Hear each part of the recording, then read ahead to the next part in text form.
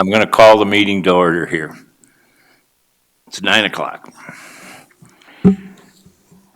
This is the agenda for the Pennington County Planning Commission, November 28th, 2022.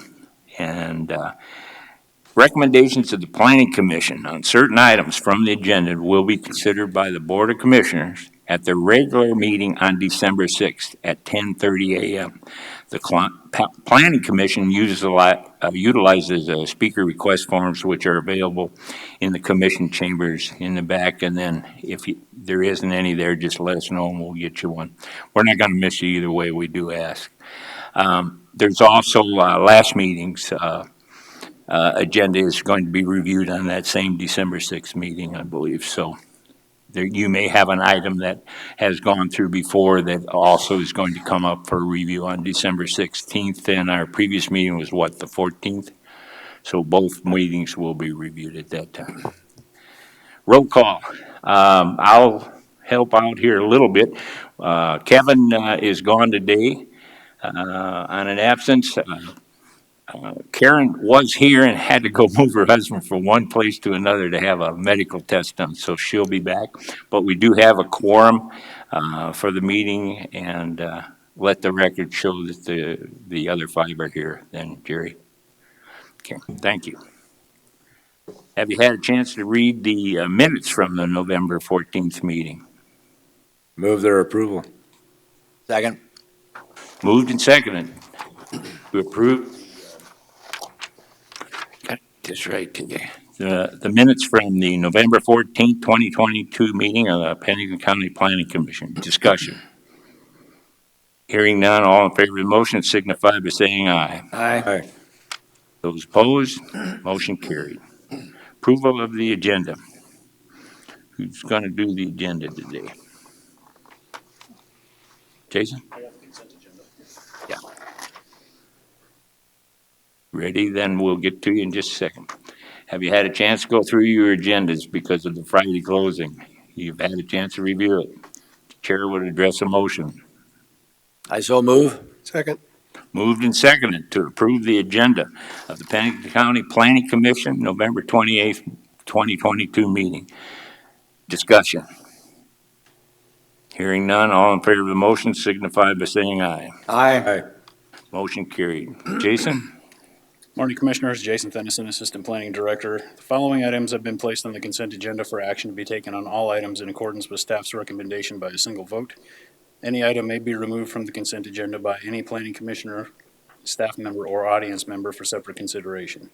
The findings of this planning commission on certain items from this agenda are recommendations to the Pennington County Board of Commissioners, who will make the final decision.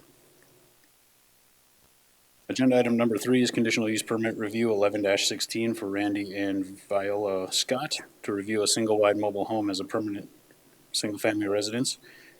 Staff recommends to approve the extension of conditional use permit 11-16 with conditions. Agenda item number 4 is conditional use permit review 14-24 for Lawrence Meager and Margaret Calcraft to review a single-wide mobile home as a single-family residence. And staff recommends to approve the extension of conditional use permit 14-24 with conditions. Agenda item number 5 is conditional use permit review 19-21 for Joe Kubik, Black Hills Haven LLC, to transfer an existing vacation home rental. And staff recommends to continue the review of conditional use permit 19-21 to the December 12th, 2022 Planning Commission meeting. Agenda item number 6 is conditional use permit review 20-17 for Karen and Melissa Mangara to review a bed and breakfast on the subject property. Staff recommends to end conditional use permit 20-17 with the property owner's concurrence. Agenda item number 7 is conditional use permit review 20-21 for Pacific Properties LLC to review a mobile home park in a suburban residential district. Staff recommends the approval of the extension of conditional use permit 20-21 with conditions. Agenda item number 8 is conditional use permit review 21-06 for Clyde and Diane Grauman to review a garage prior to a principal structure in a suburban residential district. Staff recommends to end conditional use permit 21-06 with the applicant's concurrence. Agenda item number 9 is conditional use permit review 21-12 for Camp Christmas to review a camper to be used as temporary living quarters while working on the subject property and cabin during the spring, summer, and fall for up to 180 days per calendar year. Staff recommends approval of the extension of conditional use permit 21-12 with conditions. And lastly, agenda item number 10, conditional use permit review 21-33 for Craig and Wendy Mullins to review living in a recreational vehicle while building a single-family residence on the subject property. And staff recommends to end conditional use permit 21-33 with the applicant's concurrence. Okay, before we vote on the consent calendar, does anybody have a clerical error they would like to recognize in one of the consent items? Hearing none, staff, have you got any items that you would like to pull from the consent calendar? No, sir. Commission, you have any items you'd like to pull from the consent calendar? Number 9, Mr. Chair. Number 9 to be pulled from the consent calendar. Anyone in the audience like to have an item pulled from the consent calendar? All right, Chair to address a motion to approve the consent calendar. So moved. Second. Moved and seconded to approve the consent calendar with items 3, 4, 5, 6, 7, 8, and 10. Discussion. Hearing none, all in favor of the motion signify by saying aye. Aye. Opposed? Motion carried. On to item number 9. Number 9, it's a simple thing. I see no problem. In looking at the picture on page 4 of this cabin, is this a heated cabin at this point? Not yet. He's working on getting it cleaned up, and he doesn't have any electricity or anything in it Okay, yet. because it looks like it's habitable. That's why I wondered. No, he's still working on it. He's had a hard time getting people up there to help him work on it this summer, so. Okay, all right. That's the only thing I had, Mr. Chair. Okay, would you like to make a motion then to act on that item? So move. Second. It's been moved and seconded to approve per staff's recommendation, conditional use permit 2122 with 12 conditions. Discussion. Hearing none from the audience, any? Hearing none, all in favor of the motion signify by saying aye. Aye. Opposed? Motion carried. On to item number 11.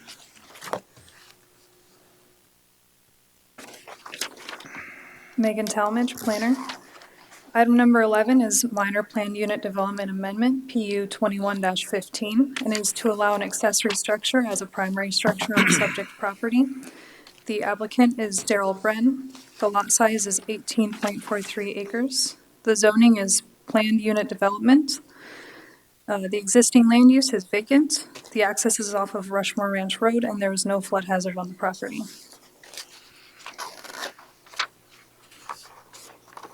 The subject property meets all the criteria for this particular planned unit development. The property history, there are no current building permits, the lot is vacant, and there is no on-site wastewater treatment system. There were no objections or major concerns in the review.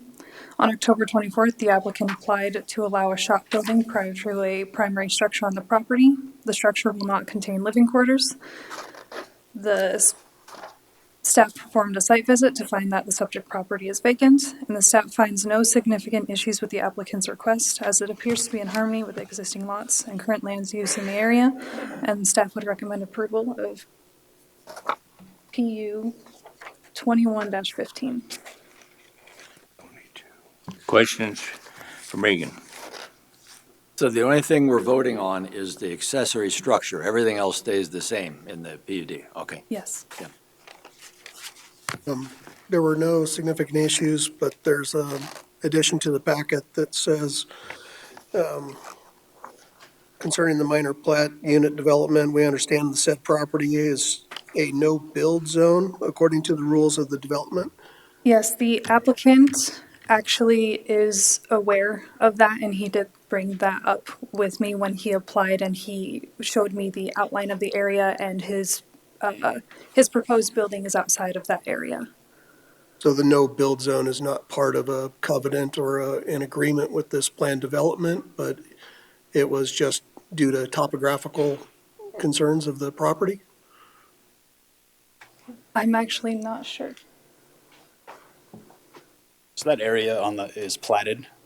So when they established this lot. Jason, can you lift your microphone, please? Yeah, sorry. Jason Fennison, Assistant Planning Director. So when they created this property, they created a no-build zone. It's more or less that access that comes off of Rushmore Ranch Road, as you can see on the screen there. And then it comes onto the subject property for a little ways. We don't have a picture of that with us right now or a copy of the plat, but it is a platted no-build zone, and the applicant is planning to build outside of that. In a no-build zone, we allow a structure on it? No, it's outside of that. Or because it's just the easement, essentially? It is, essentially. It's just an easement, and where he's proposing the structure on the map is outside of that easement. Okay, thank you.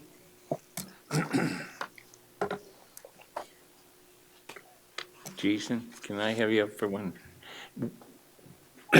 We had on the same particular set of properties before, didn't we have the same thing? There are some designated no-build zone. What you're saying is the no-build zone ends up in the access? Can you help me there? Yep, so it's essentially right around here. There's a no-build area.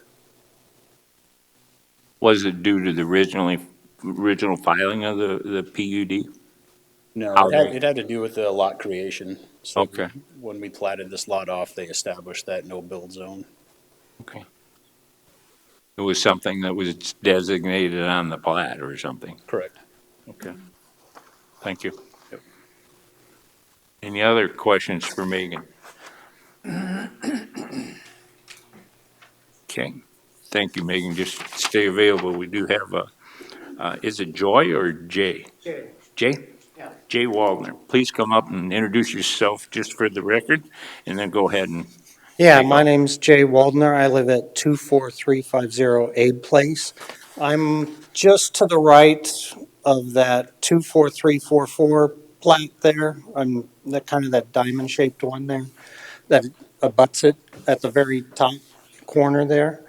I just had a question. The letter was kind of unclear what an accessory structure was. So you said it was just a shop building and it's not going to be used for primary residence or anything like that. So that was my only question. I'm not opposed to anything like that. So, yeah, I just didn't want a bunch of mobile homes or anything being moved in and lived in down there. So, Jay, are you aware of the size of the building? It's 24 by 25 listed in our, no, I'm not aware of the size of the okay. building. Yeah, Just wanted to there's make sure that no since you weren't information. aware Yep. necessarily what the building was, No, I believe it says 24 by 25.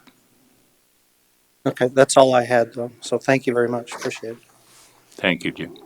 Anyone else? Yes, sir. I have to have you come up and introduce yourself just for the record, please. My name's Tom Slaughter. I'm a resident of Rushmore Ranch.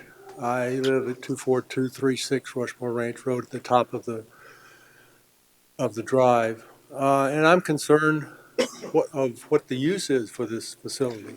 What are they planning on doing? Is it a commercial building or is it going to be just a shop that he's parking his vehicles in, or what exactly Right is? now, the conditions would not allow commercial. It would be cold storage only for the property owner, period. So it's just cold storage then? Mhm. Okay. And what's the time frame for this building? That would be, the planning department would have to issue him a building permit for it, and he has a certain operating Hadn't got time that within yet. that building permit, Okay. as well as any contractors or site location, that sort of thing. That's all available to the planning department if you did want to stay on top of it. Okay, that's all, that's the only questions I had. Thank you. Sure. Thank you, Tom. Anyone else? That was the only speaker request form I had, but if anyone else would like to speak, now's the time to do it. Okay.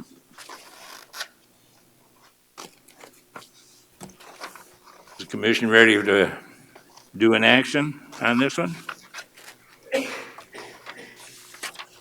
Mr. Chair, I make a motion that we okay the minor plat unit development 22-15. Okay, Second. moved and seconded to approve per staff's recommendation, minor plant unit development amendment, PU 22-15. And it does have 17 conditions. Discussion. Hearing none. All in favor of the motion signify by saying aye. Aye. Opposed? Motion carried. On to item number 12. Morning again, Commissioners. Jason Thennison, Assistant Planning Director. Agenda item number 12 is conditional use permit 22-48 to allow an efficiency dwelling unit on the subject property. The applicant is Susan Wasvik. Location of the property is east of the intersection of Taylor Ranch Road and South Victoria Road. It is 10.08 acres, currently zoned agriculture district. Access is off South Victoria Road. There's no special flood hazard area on the property. In reviewing conditional use permits, zoning ordinance lists 7 criteria that the Planning Commission may consider in their review of conditional use permit applications. They're on the screen. I'll read staff's responses, starting with number 1. No, the requested use should not be detrimental or endanger the public health, safety, or general welfare of the public. Placement of the efficiency dwelling is on a secluded piece of the subject property. Number 2, no, the requested use should not substantially impair or diminish the use's values or enjoyment of other property in the neighborhood for purposes already permitted.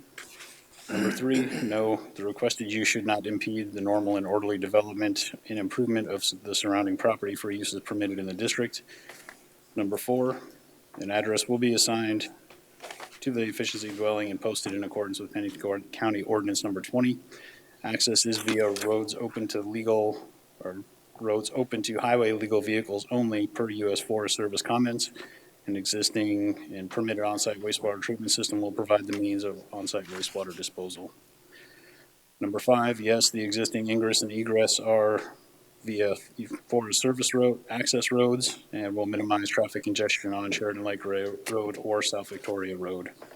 Number 6, yes, the current zoning district is agriculture district. The requested use will conform to all applicable regulations of the district if this CUP is approved. And lastly, number 7, yes, future land use is identified as ranchette. The requested use is consistent with this district with an approved conditional use permit. Pennington County's ordinance section 330 lists the criteria that must be met to allow an efficiency dwelling, and staff reviewed those and found that all of those were met. As far as the property sits today, there is an efficiency dwelling that's placed on the property, and I'd like to correct what you see in your packet. I was under the impression that she was not living in the efficiency dwelling, but due to some circumstances, she is living in that efficiency dwelling, which will carry some penalty fees for the conditional use permit and the building permit. I've spoken with the applicant, and she plans to go in front of the Board of Commissioners to request those fees be waived due to those circumstances. Back to the property, there is also a permitted on-site wastewater treatment system. Request was routed for interdepartmental review. The addressing coordinator stated that if permitted, this one will need to have a physical house address number posted where the driveway comes off South Victoria Road. Then again, approximately 1 mile up the driveway. From there, they need to post the house number where the driveway splits. They'll also need to post it again where it comes onto the property. So the reason that he's going through all of this is because this is a very secluded piece of property, as you can see here on the map. And then the zoning, surrounding zoning is all Forest Service. It is quite the trek to get to that property. So access is definitely a concern. There were no other objections or concerns received during the interdepartmental routing. Staff's analysis of the request is that the applicant is requesting the use of an efficiency dwelling on the subject property. The efficiency dwelling will have a residential appearance, be a custom-built home on wheels, basically a park model, be permanently anchored to the ground, will be connected to a distributed solar energy system. And this system will also require a building permit, and that's included as a condition of approval. Pennington County zoning ordinance section 330C9 lists park models on a permanent foundation are allowed as an efficiency dwelling if the structure meets the criteria in section 330C3, which it does. Subject property is completely surrounded by U.S. Forest Service lands. With that, staff recommends approval of conditional use permit 22-51 with conditions. And I do have some pictures of that efficiency dwelling. And this dirt work you see here was done for the septic installation. Here's a floor plan on the right-hand side and a photo of the interior. Two more photos. I thought it'll stand for any questions you have. And the applicant's also in the audience if you have questions for her. Questions for Jason? I've got 3 questions. Number one, I hike a mountain bike in this area, and my question is, realistically, how do you get to this place?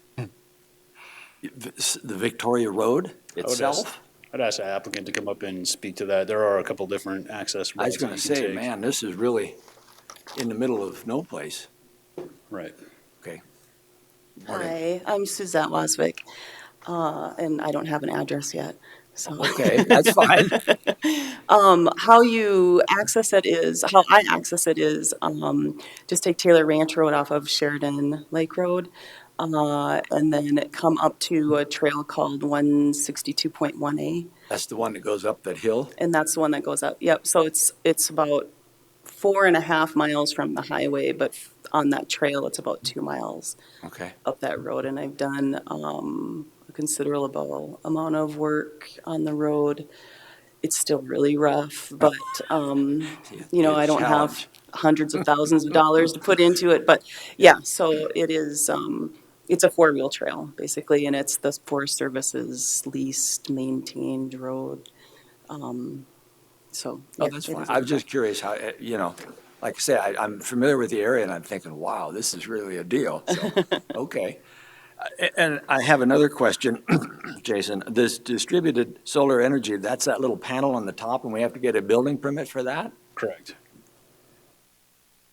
The other thing would be the Forest Service, the prior owner had an easement with the Forest Service. Is that an automatic thing? You can just go in and get it, or you have to go through all kinds of things to get an easement? So I can speak to that a little bit. So when we got the Forest Service comments back, they stated that there was an easement, so I went to the Register of Deeds and I pulled the easement. And actually what that was the previous property owner had granted the Forest Service an easement across their property. Oh, So to me, it would be the Forest Service reaching out to Ms. Wasvik to update that easement, if it's even required to be updated. yeah, well, I was just curious how that was, so you're not getting locked out on this thing. That's all I had, Mr. Chair. Thank you, Mike. Anyone else for Jason?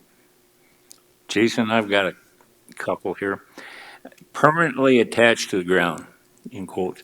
Is this defined in our ordinance or by the building permits? Give me an idea. We're going to see more of these, and I would like to get an idea what permanently attached to the ground means. So the way that I explained it to Ms. Wasvik was just anchored to the ground, similar to a mobile home. You put a strap across the chassis or the bottom of the tiny home and anchor it to the ground with some sort of buried block situation or the screw-in type anchors that go into the ground. Something with a rating that you can review in your building permit, or how do you come? We don't have any criteria for a rating on those, just as long as it's You're anchored headed to the right for ground. where, all right, thank you. And then you also, and you and I have discussed this, but at least for the record, park model. Can you explain a park model? You use this, please. Sure. So it's pretty much what you see there in the picture. I mean, it's a tiny home that's built on a chassis, similar to a mobile home.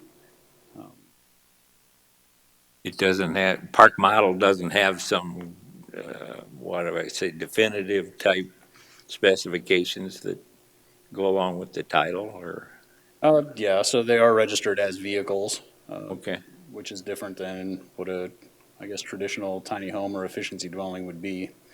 They're titled like an RV, all right. because a park model is an RV. Even though they're considered to be an efficiency dwelling type home. Is that all of them? In other words, is that all of them that, under our ordinance, how they're gonna fall? I guess Not all of them, I think just the last two. These are the first two that we've had under this That zoning had ordinance, actuals. so we haven't actually had any other type of efficiency dwelling come in front of the planning commission. And I don't mean to be redundant here, but then we should look for the term park model on those when they come with an axle. I think it's a fair assumption, yeah. Okay. Thank you.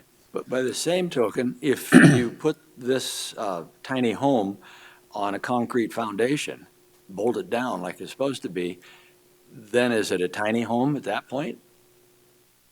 I don't think that's the intent that she has for this, that she's going to put skirting around the bottom so it covers up the wheels and gives it more of a residential appearance. But yeah, I mean, if the option's there, this is purpose-built on a trailer to be transportable. She got it from a custom home manufacturer in Colorado that specializes in these. If she were to take it off the chassis, I think it would probably damage the structural integrity of the home. But to answer your question, I guess, yes, if it didn't have the trailer underneath of it and you placed it on a concrete foundation, it would be more along the lines of a traditional efficiency dwelling. Yeah, okay. Not a park model. Is it permanently anchored now? As well as I can. It's skirted, completed around, so it's got framing on it, and then I have it anchored in as well as I can right now. The ground is frozen, so it's not as deep as I probably need to have it, but You got screw-in type anchors or? yeah. Anyone else for Jason? All right, Mike's prompted one more question of mine, and you know, this is the second one I've looked at recently over these. And it does concern me that the axles are still under and that we're not putting them on a foundation, but are we going to see more of these? In other words, we have a division of how our county applicant is looking at them. Some want them so that they can move them after a certain amount of time. Maybe it's temporary type of thing. And then others we are looking at that have permanent foundation. Do you think we're going to see more of these with the movable kind? Jason? Well, the intent behind the ordinance is to make them permanently anchored to the ground and affixed so that they're not movable. That's the idea behind the ordinance. That's what I thought. But I guess, is there a time we can stick on these to at least review them where if they're going to stay there as a permanent type of thing, that we look at a more permanent foundation? Is that something reasonable? Yeah, if the permit's approved, it'll be reviewed in a year to verify that it is anchored to the ground. Thank you. That does make me feel more comfortable because I think the idea of the temporary, and I know it wouldn't be called temporary, the temporary to me affixing them to the ground is totally different, and there's a danger, and county is supposed to be involved with health and safety. And I guess that would be my biggest concern of leaving them temporary until we have an accident. Thank you. Any other questions? You remember that one on Union Hill outside of Hill City on Burnt Fork? That was the first one we ran into. Right. And I guess at this point, I don't remember how we, did he pull the axles on that thing? No, it's on a year review too, isn't it? Yes. I believe so. Yeah, it's on a year review. That's what I was thinking. That's a fair point. Yeah. Mike. Any other questions for Jason or the applicant while we've got you up here? I'm curious about the ordinance and how that's updated, or if there needs to be a special category of efficiency dwelling within our ordinance to specify some of these things. I personally would like additional clarification on how it's anchored. I mean, it's got to be able to support a certain amount of wind load so it's not blowing over. Those kind of things. That's why it's anchored to the ground, is for hurricane or any high winds. And as we all know, there's high winds around here. So it's protecting the investment. And screw-in anchors typically aren't that sturdy unless they're rated. And how many of them do you put? Do you put one anchor in and throw a strap over it and call it good? There's not a lot of definition as to how it's permanently anchored.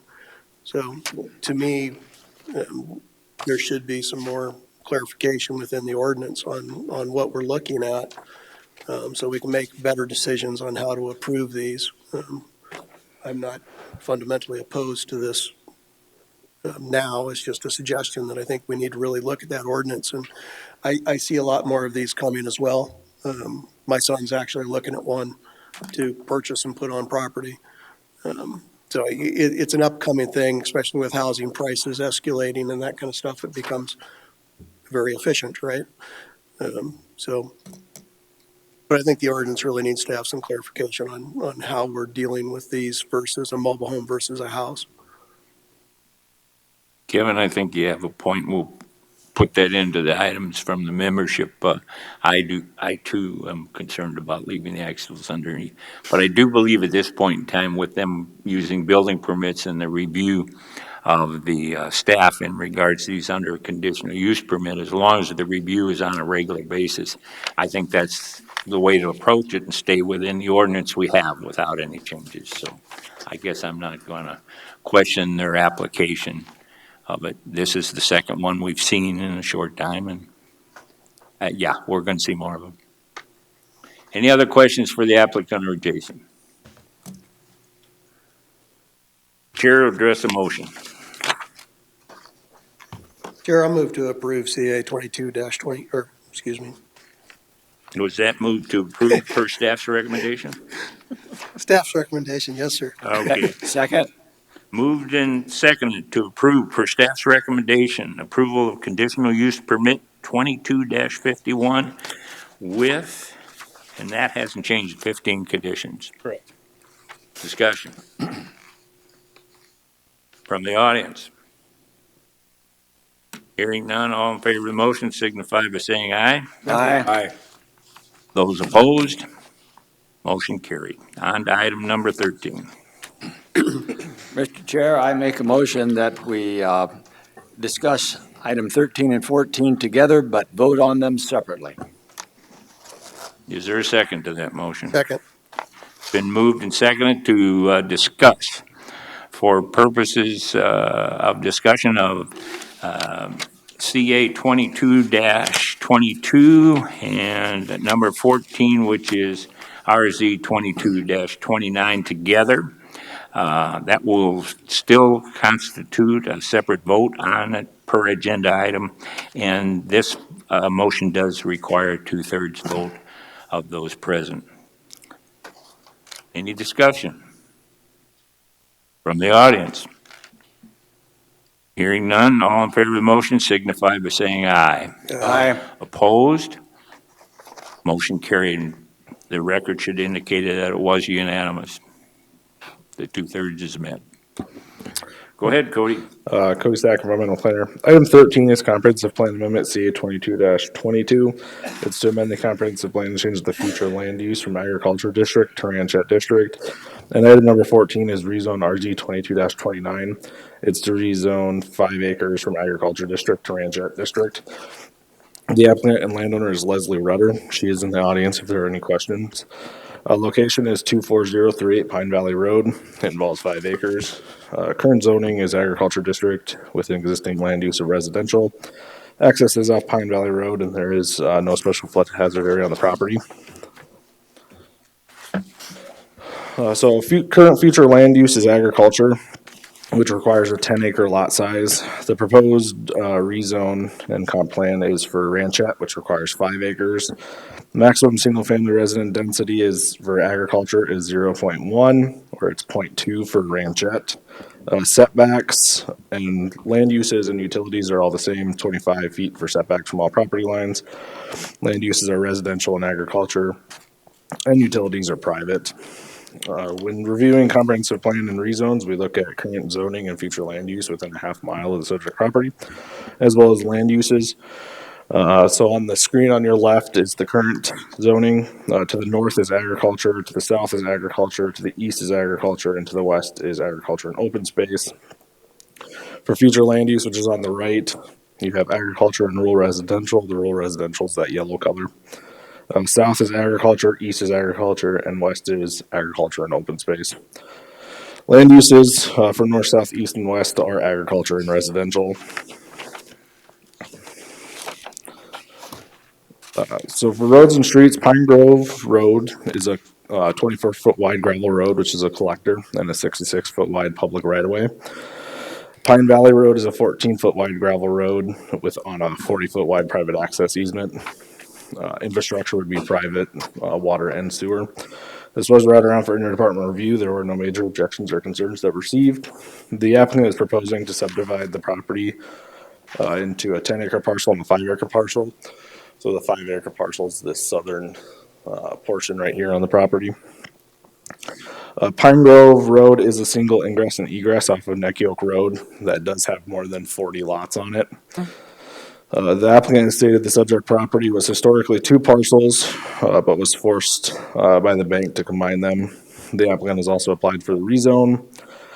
Staff has received calls from Rockerville Volunteer Fire Department and Pine Grove Water Association.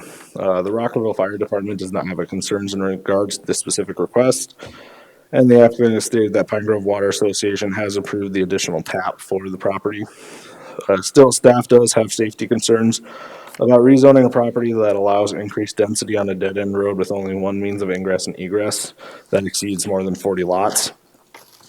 So with that, staff is going to recommend denial of both comprehensive plan amendment CA 22-22 and rezone RZ 22-29, as staff has concerns with increasing density on a road with a single means of ingress and egress that exceeds 40 lots.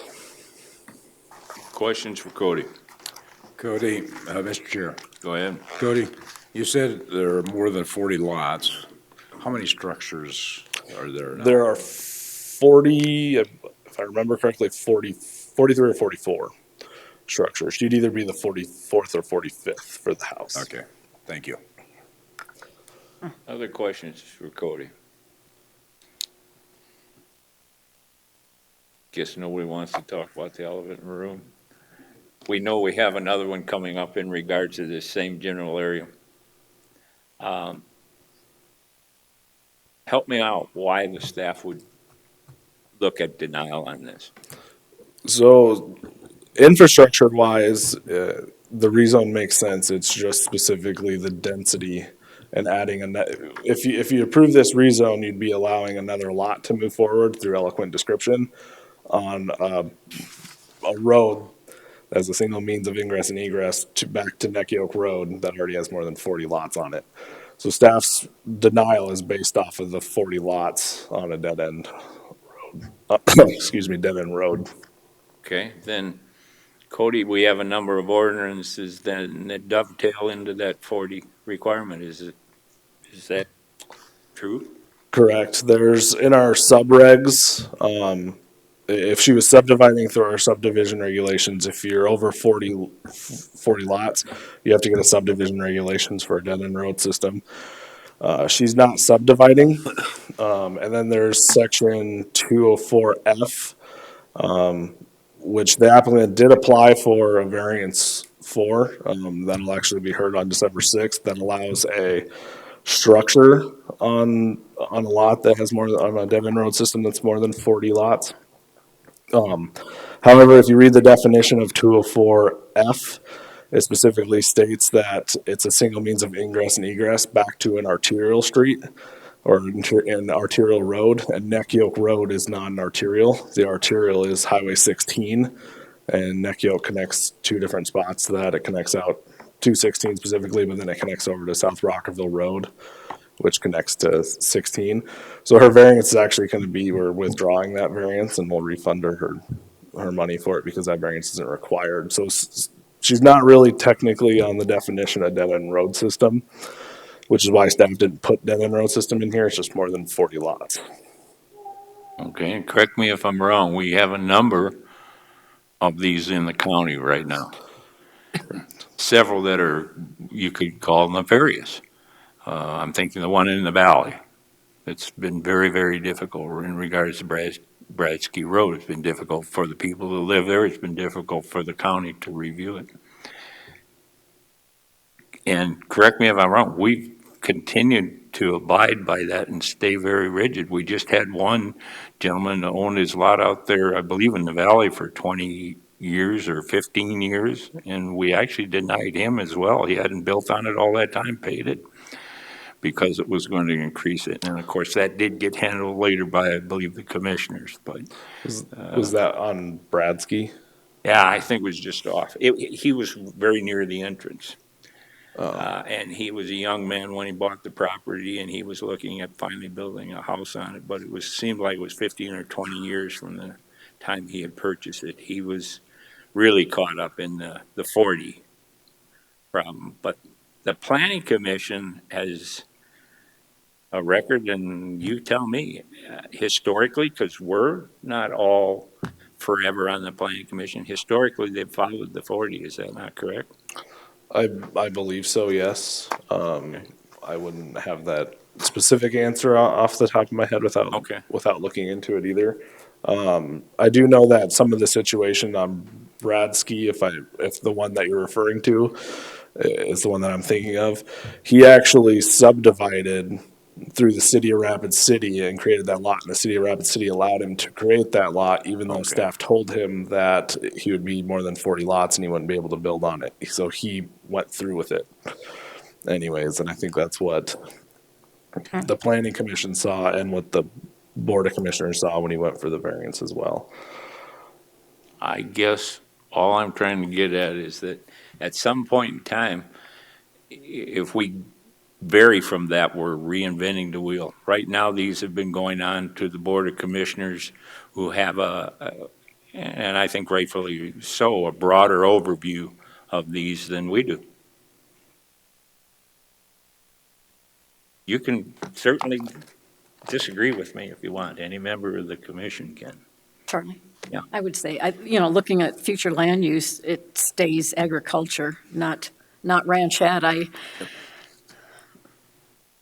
And you look at the area, the map, it's all agriculture. I hate to divide that up into residential. I know we turned down one a few months ago, maybe in this area, that wanted to subdivide. And you set a precedent, and pretty soon everybody's going to want to pare off part of their lots, and so I won't support it.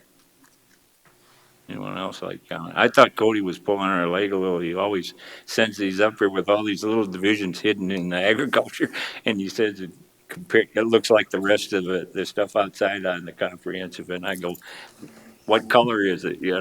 So I thought he was slipping one by me here. But anyone else care to comment? Is the commission ready to vote on them per item? Apparently we are. Okay.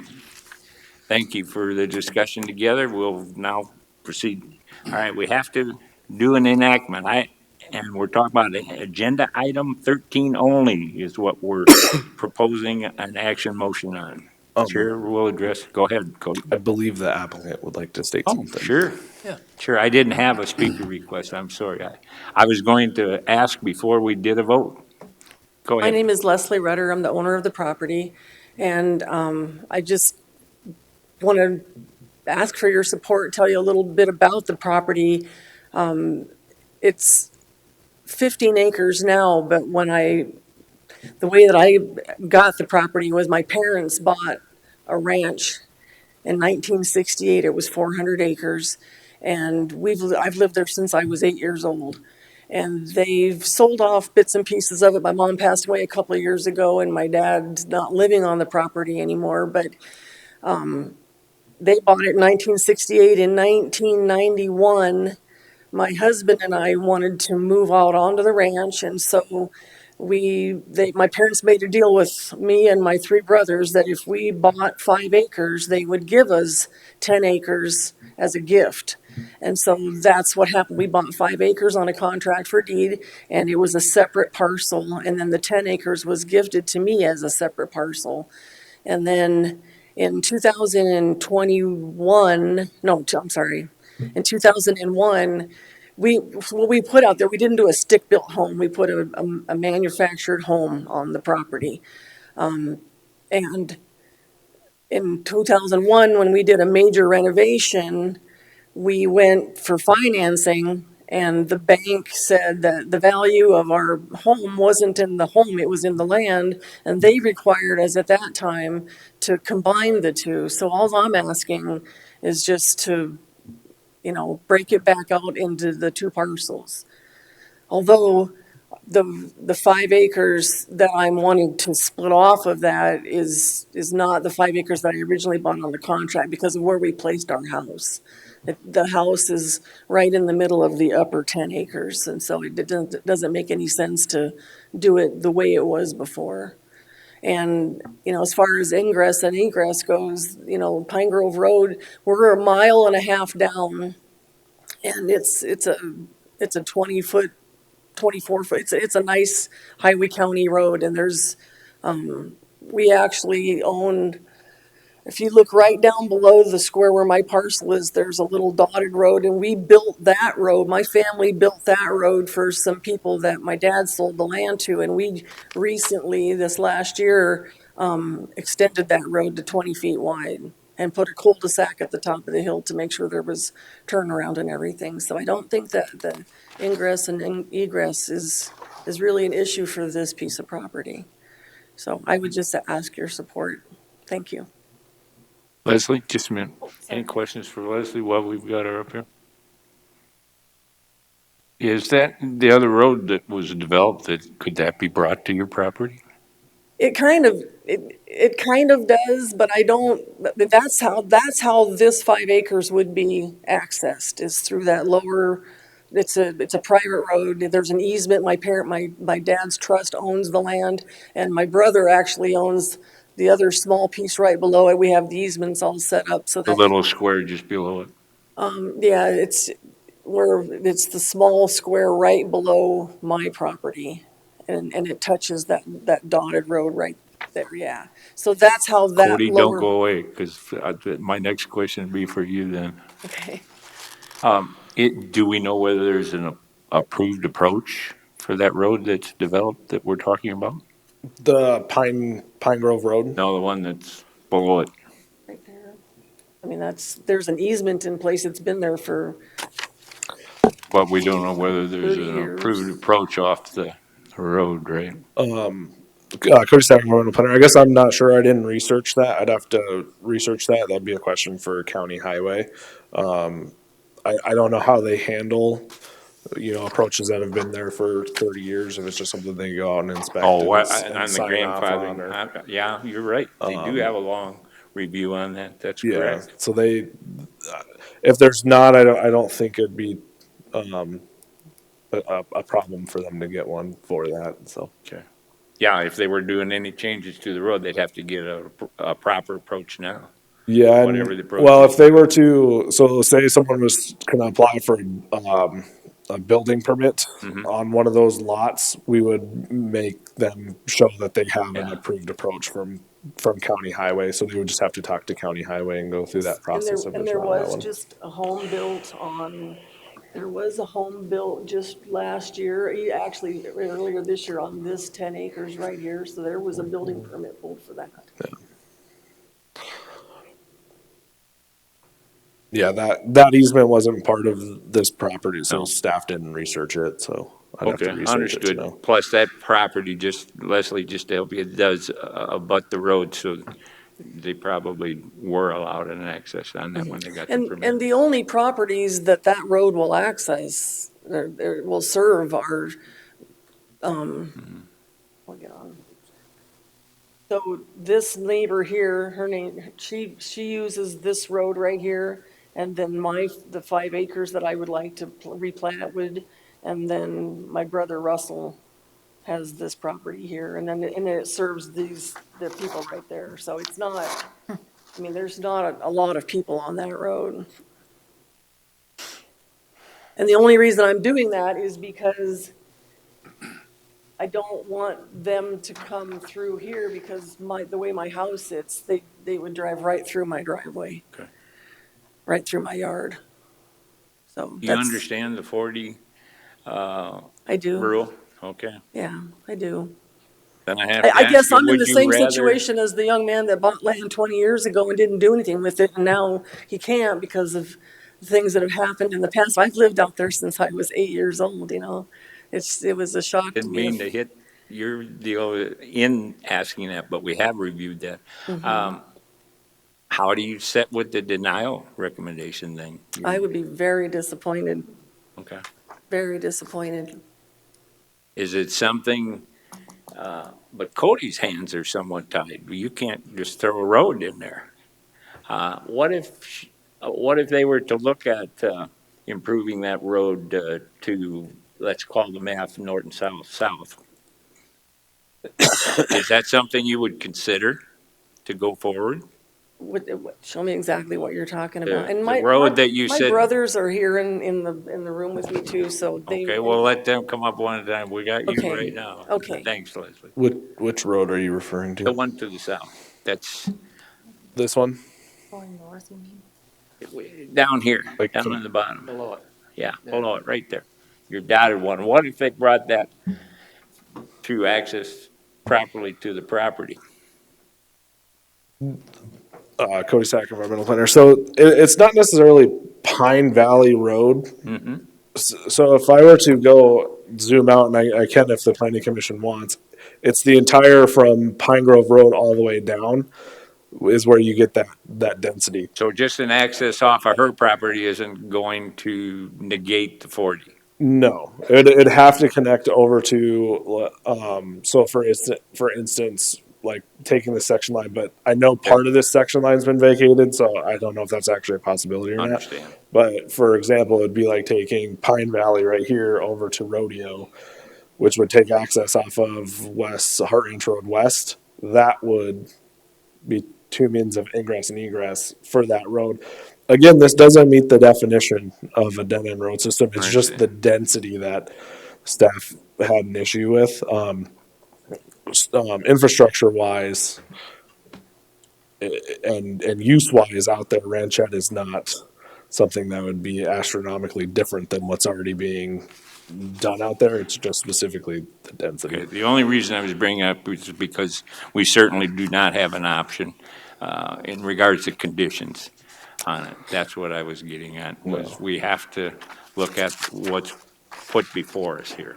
So that was the only reason I brought that up. But if somebody was to review it, I certainly would be for continuing it so they had an option to look at the different things to avoid the 40. But it sounds like they cannot avoid the 40 density-wise. Not without connecting over, but again, we're not necessarily talking about the 40 lot Right. rule. Staff can't go by that because it doesn't meet the definition. She's not platting. It's just that it is a single means of ingress and egress on Pine Grove Road, and there's more than 40 lots. So that's staff's concern. Not necessarily that it's not meeting the 40 lot rule. It is some sort of safety concern, but again, Rockerville Fire didn't have an objection to this request, so. Okay, thank you, Cody. Thank you, Leslie. Thank you. I have a question. The lots surrounding the subject property all look like they're less than 10 acres. The one directly south, the two to the west, if that's orientated with north being at the top. So was there a rezone done on those? Why are those still in an agricultural district if they're under 10 acres? They're probably grandfathered. They were created prior to the zoning ordinance requiring a 10 acre or 40 acre lot size. If they were created in 1993, they can still be zoned ag. It's anything after 1994. For instance, I'll just bring it up because it's on the next item. This yellow piece is also requesting it to go to Ranchette, which staff, you'll see in the future, is going to recommend approval on because that lot's already created.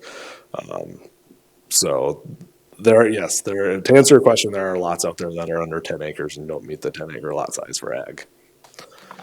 And that's included in your 40 lot off your road. Correct, yes.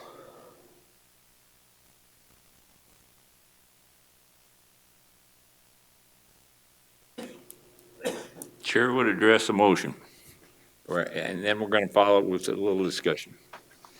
Certainly.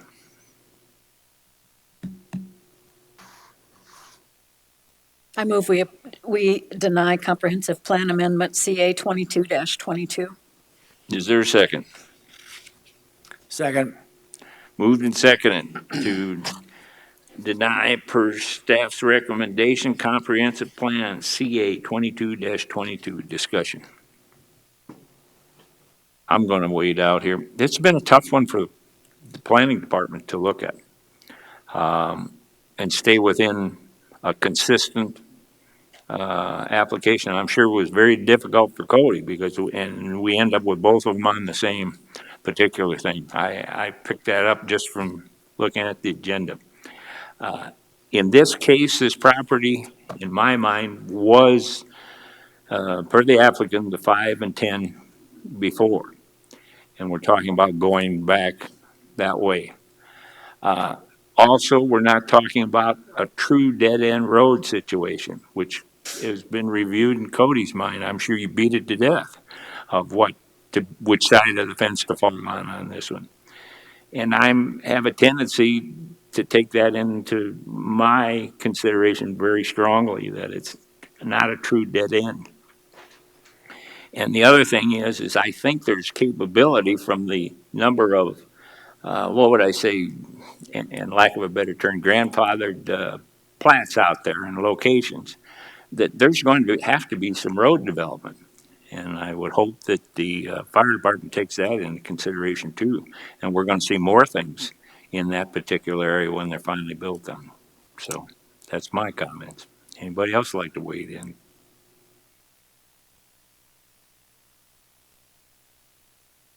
Okay. Anyone from the audience that would like to speak, please come forward. Please introduce yourself just for the record and go on from there. Thank you. My name is Russell Larson. I am Leslie's brother, and I own the little, can I move this? I own this little parcel right here. Ooh, that's touchy. And so Leslie's parcel will go down my little road that is right on this, and then go down this road to Pine Grove Road. And this road goes way down into the countryside, and that's where most of the 40 homes are. Where her road comes out is only probably a mile from Neck Yoke Road. And the only person that uses it is these people that live up here, 2 people there, and the person that built a house on this 10. So the amount of traffic that she would be adding to this road is very minimal. And this is a big, wide gravel road. And then it goes up and connects with Neck Yoke Road, which is paved. So her adding a little bit of, I understand the concern about the road having the 40 lots on it, but there's only there's only 2 more houses between where this road intersects Pine Grove Road and then goes up to Neck Yoke. There's not much traffic. She's not adding a whole lot of traffic to this just by adding 1 more lot. It'll be 1 more person that's using my little road that I gave easements for, and then the ranch, the trust gives easements down to this road. So it's not as crowded as you're making it seem. Okay, thank you. Go ahead if you have a question. So there's other lots along that road, and you're saying that those lots aren't currently developed? They do not have residences on them? Which lots? The lots along this road? Yeah. Pine Grove Road? So from your road out, you said there were only 2 residents. We'll get it back for you here, Russell. Okay, I'm sorry. Go ahead. And yet I see multiple lots along that road. Along Pine Grove Road? Yes. Green area to the left of Pine Grove Road is all Forest Service. to the west side. Yes. But on the east side, there are 1, 2, 3, 4, 5 lots along there that I see on this little drawing. And if one 10-acre lot is developed, and then you have your lots,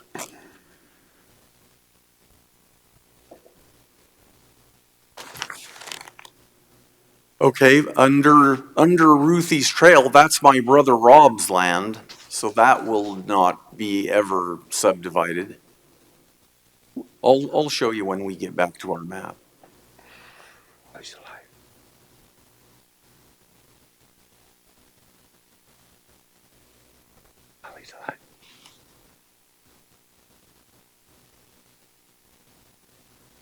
Do you want the zoning map? I'm not concerned about the zoning. No. My concern is the comment that we're looking at a short-term deal. We've got platted lots off of a road. Just because they're not developed today doesn't mean that they can't be developed later, or as in the next 20 years, as people decide to sell off their heritage property, other people can develop it. Now, we still have a road issue That other map. that may be a temporary thing if we only add one house today, but in 20 years, if there's 5, 6, 7 other houses added to lots that aren't developed today, that adds increasing traffic on the road. That's why we have the rules that we have in the ordinance. So just because there's not a house there today doesn't mean there can't be a house there tomorrow or in a year or in 5 years. So that's what we have to look at. I understand.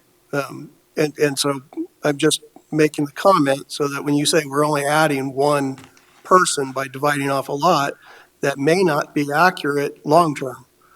Because in the future, we have undeveloped property that still could be developed. I understand. May I speak? Sure. So there's already a house on this lot. This belongs to the trust. This belongs to the trust. This belongs to some people that have a house on it. This is my brother, and this is all his land. This is all Forest Service. So, and then at the end of this road right here, which is Leslie's Road, this turns into a wide county road that's plowed and maintained. Right. So, and this is our alfalfa field, which, like all in all likelihood, excuse me, will never develop because we don't want it. We don't want anything there. So there's really, to answer your question, there's not any more property that could be subdeveloped within this little part of the road. There's not. We either own it or it's already developed. Or my brother, like I said, there's only 3 people on it. My brother, the person that owns this 10, and the people that live on this lot. This is our land, or we will never sell it. So there is no more potential for development where she's asking for access on Pine Grove Road up. No, there'll never be anything else there. Russell, just for the record, I believe you, what you're saying. Okay, I just want to make it But clear. what Kevin's speaking about, and we see it again and again, that they're somewhere down the road, we have heirs, we have grandchildren sitting out there. We have 4 of them and they can't get along and they decide to part with a parcel because they can't get in agreement on what the future of that parcel should be. And that's what he's talking about. And it's very difficult to tell you or Leslie, other than that we're looking down the road, that we've seen these things come up. So when you say never, never doesn't become never. We can't outlive never. Okay, I understand. I just wanted to bring that to your attention, though. Sure. Thank you. Thank you, Russell. Sure can.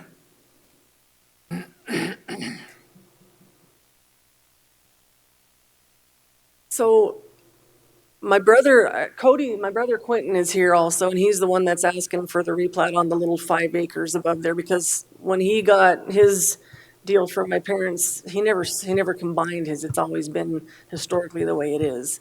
So that's why he's not in the position that I'm in. But we've been talking with Cody about the land that my parents that still do own, which is like 70, I think it's 75 acres, 79 acres, something like that. And we've talked with Cody about the possibility that we may need to, as a family, if we want to do anything with the land that my dad owns, vacate the section line along Ruth East Trail over to Rodeo Road. So that is something that we haven't really discussed yet. I don't see that happening for, I don't know, my dad's going to be 90 in a couple weeks and he's still going strong. So I don't think that anything's going to happen with that. I would just ask that you grant what I'm asking you for here today, knowing that there are other options in the future that could be addressed and that we would be willing to look at. So, Thank you. There is a motion on the floor, and it's per staff's recommendation to deny. Any other discussion from the audience? From the commission? Mr. Chairman, Yes. I'm not going to support the motion that's on the floor. Just wanted to make it known. I've had a conversation with Leslie on it. I really don't see the issues on it. Consequently, I'm not going to vote to deny. Thank you. Thank you for your candor. Any other comments? Hearing none. Now the motion is to deny comprehensive plan amendment. We're on item number 13, CA 22-22, per staff's recommendation. Chair. Go ahead. Cody, best planning practices is what you've recommended here. Is that correct? For sorry, Cody Sacramento planner. For density purposes, yes. Again, it gets very difficult because of the next item. So staff did have a very hard time writing this staff report for a denial. But that's following our ordinances and our subregs like we're supposed to is what the recommendation is based off of. It seems to me in some ways this is a decision that beyond that we shouldn't be making. We make a decision that's largely an administrative decision based on statutory restrictions. And if some sort of creative solution needs to be found or some sort of extraordinary departure, that really it doesn't seem to me as our province. That's the board's province. They can make that decision. So that's, and I know this one's more difficult than others because it's kind of difficult, just as you say, because of these two items. But I'm always looking for the best practices approach instead of a creative solution that may be the best, really. And I sympathize with the people out there in that situation. It may be the best solutions for them, of course. But I just don't know that we ought to be making that decision in that way, because I think it departs from what our responsibility is. So that's just my feeling, and I would support denial of this then. Sure. I was going to tease you and tell you you're going to have to when we vote. Any other discussion? Mr. Chair, could something like this be denied without prejudice to give them a chance to come back at this in a future date? That one the staff's got. Well, our director's shaking her head, so apparently the answer to that is yes. I would think that would be a more fair thing at this point. There's a lot of questions. And I just think that, another day maybe. You're allowed to amend the motion if you so believe. You were the second. I would make a motion to amend this that's on the floor now to a deny without prejudice to give them another day in court, more or less.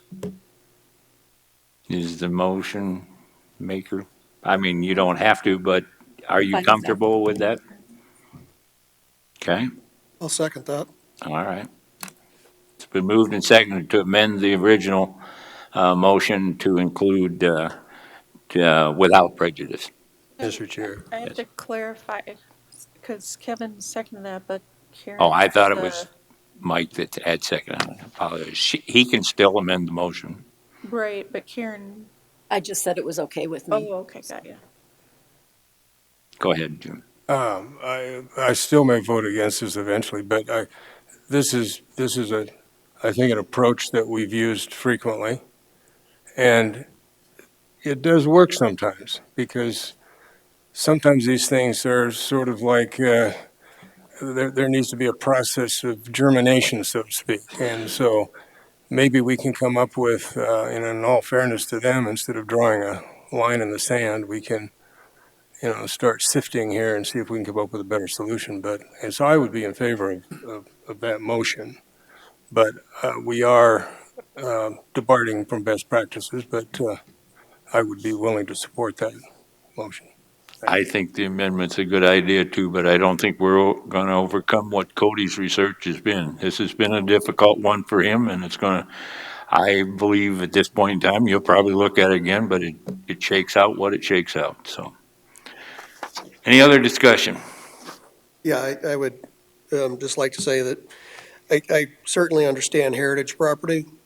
My family bought 360 some acres, and it was divided down, and we ended up with the last 88 acres of it, and we couldn't subdivide it because of zoning regulations and safety issues. So my siblings and I could not inherit or plat off sections of that property for us. And I found that very hard to deal with, but I also understand the safety requirements that are there. So I like the deny without prejudice. It does give you some options to be able to continue to fight and find a solution for us. And that's all I've got to say. Any other discussion? From the audience? Hearing none. All in favor of the motion? And that motion, would you please read it again? We kind of stopped and started here about 3 times here, Jerry. Moved by Lewis and seconded by Burton to deny without prejudice. That is the motion on the table. All in favor of the motion signify by saying aye. Aye. Opposed, same. Aye. Believe it's 5-1, right? Right. Voted no. 5-1. Who voted no, though? I did. Okay. Oh, you did. Okay, on to item number 14. This is the rezone. Chair's in favor of a motion for that. Mr. Chair, I do the same with this one. The staff recommends denial. I would say yes with that, but do it without prejudice. Is there a second to that motion? Second. Been moved and seconded to, let's read it here. Per staff's recommendation to denial, and you're adding the without prejudice, rezone RZ 22-29. Discussion. Hearing none, all in favor of the motion? Well, I'm going to stop myself. The audience, anyone from the audience would like to discuss? All right, all in favor of the motion signify by saying aye. Aye. Opposed? Aye. On to item number 15. Go second from the planner. Item 15 is rezone RZ 22-30. It's to rezone 5 acres from agriculture district to ranchette district. The applicant is Quentin Larson. Location of the property is south of the intersection of Pine Grove Road and Pine Valley Road. The lot size is 5 acres. Existing land use is vacant. Access is off Pine Valley Road, and there is no special flood hazard area on the property. Again, future land use is rural residential. The criteria in your packet is gonna be off on that. The proposed zoning is 5 acres, maximum density is 0.2, 25 foot setback from all property lines. Predominant land uses is residential and agriculture, and utilities is private again. Again, looking at surrounding zoning districts to the north, for current land use, you have agriculture and rural residential. You have agriculture to the south, agriculture to the east, and agriculture and open space to the west. Future land use within a half mile, agriculture and rural residential. To the north, to the south is agriculture, to the east is agriculture, to the west is agriculture and open space. And land uses within a half mile to the north, south, east, and west are agriculture and residential. This was routed off our department review. There were no major comments or concerns that were received. Again, Pine Grove Road is a 24-foot wide gravel road with it's a 66-foot wide private right of way. Pine Valley Road is a 14-foot wide gravel road. It's a 40-foot wide private access easement. The applicant is proposing to rezone the subject property to bring the property into compliance. The property was split in 2000 to create the existing 5-acre parcel. Agriculture district requires a 10-acre lot size. Future land use of the property is rural residential. Therefore, comprehensive plan is not required because they're not going below what rural residential is. Existing infrastructure and roads are appropriate for Ranchette and zoning district, and the request to rezone appears to be in harmony with the current zoning and future land use designations and comprehensive plan viewed at 2040. So with that, staff is recommending approval of rezone RZ 22-30. Questions for Cody? So this is just basically a procedural thing. Yes.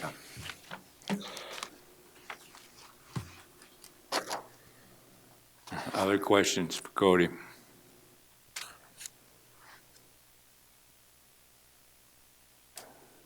Anybody from the audience? Chair will address the motion. Chair, I move to approve RZ 22-30 per staff's recommendations. Is there a second? Second. Moved and seconded to approve per staff's recommendation, rezone RZ 22-30. Discussion. From the audience. From the commission. Hearing none, all in favor of the motion signify by saying aye. Aye. Aye. Opposed? Motion carried. On to item number 16.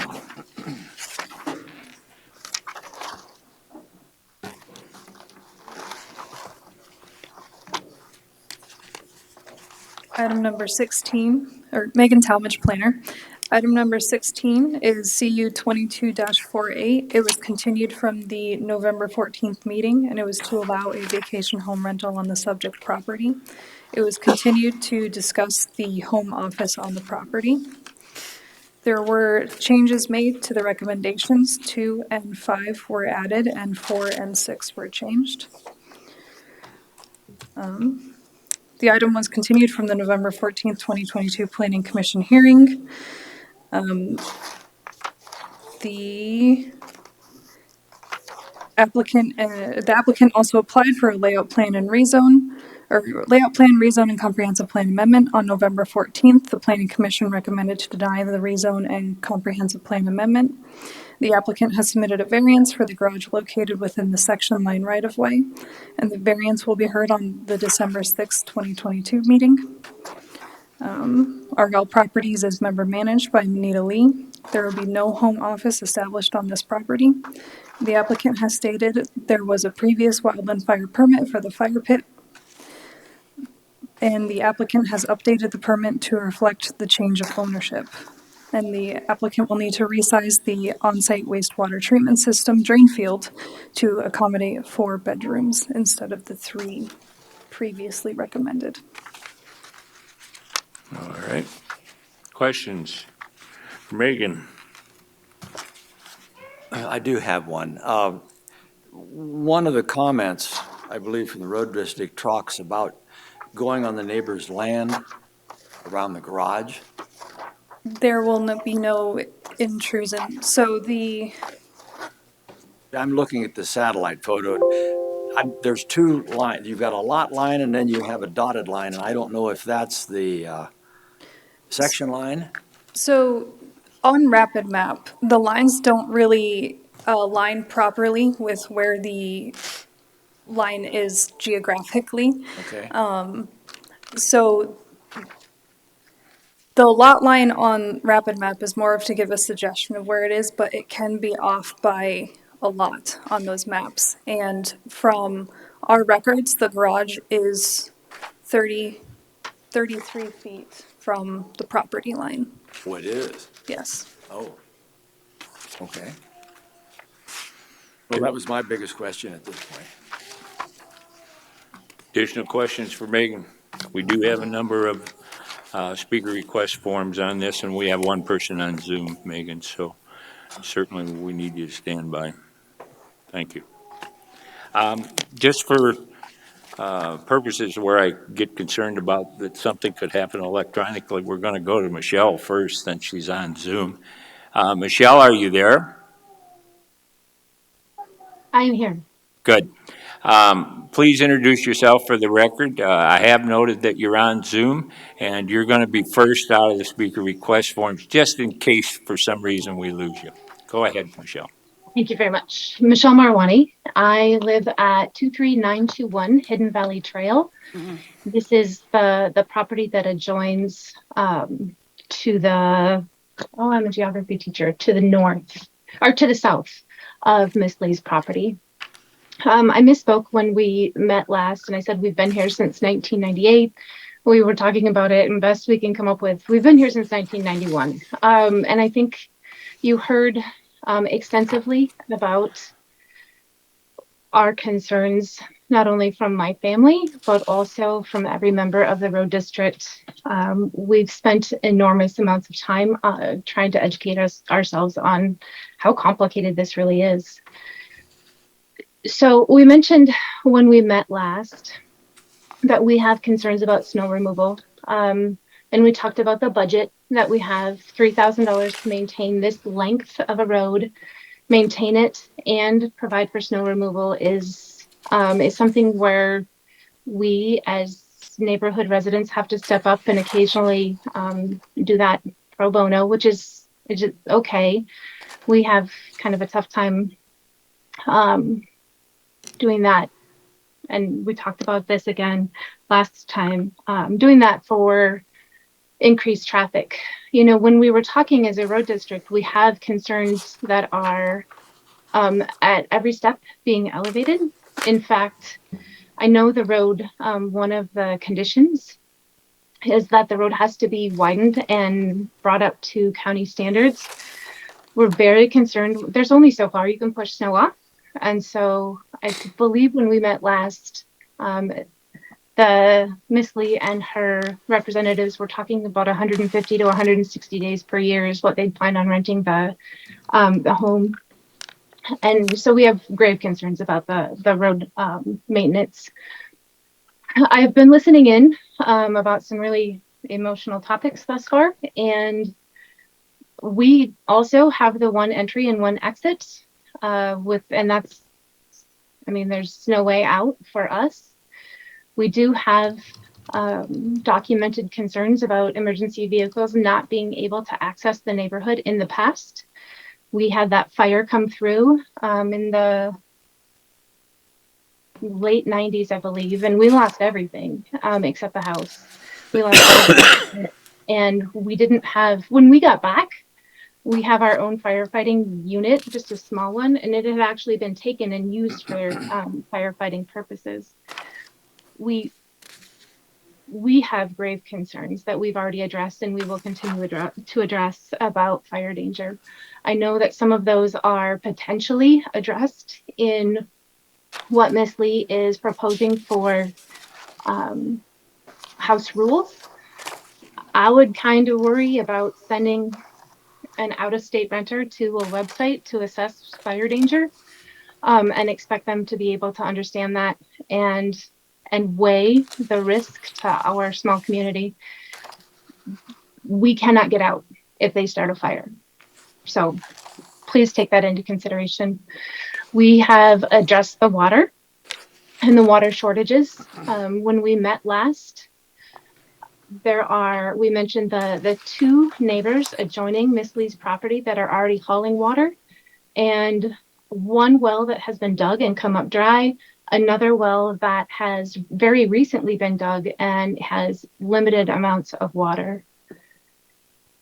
I referenced the comprehensive plan, and I guess I have some serious issues that now I have some more questions in addition to what I had already planned on talking about, given what Cody mentioned about Neck Yoke is a non-arterial road. So in keeping with the comprehensive plan, that really confuses me how a privately maintained road can be used for development. Michelle, can I interrupt you here?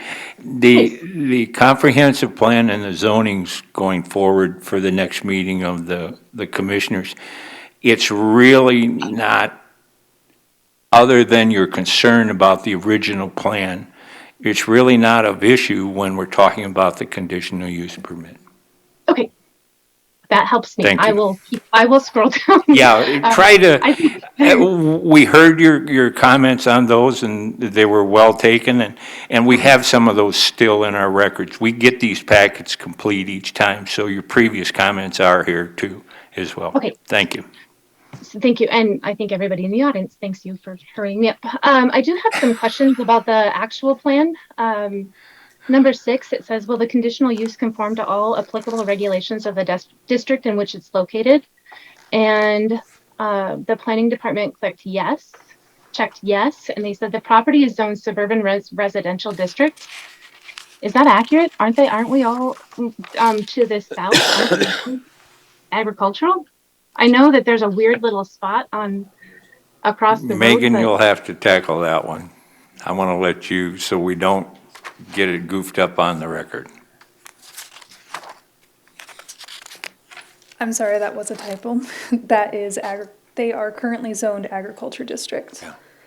Can you hear that? They're zoned agricultural, Michelle. I heard that. Thank you for clarifying. And then it says, is the conditional use consistent with the adopted county comprehensive plan? And it says that it should be consistent with the comprehensive plan.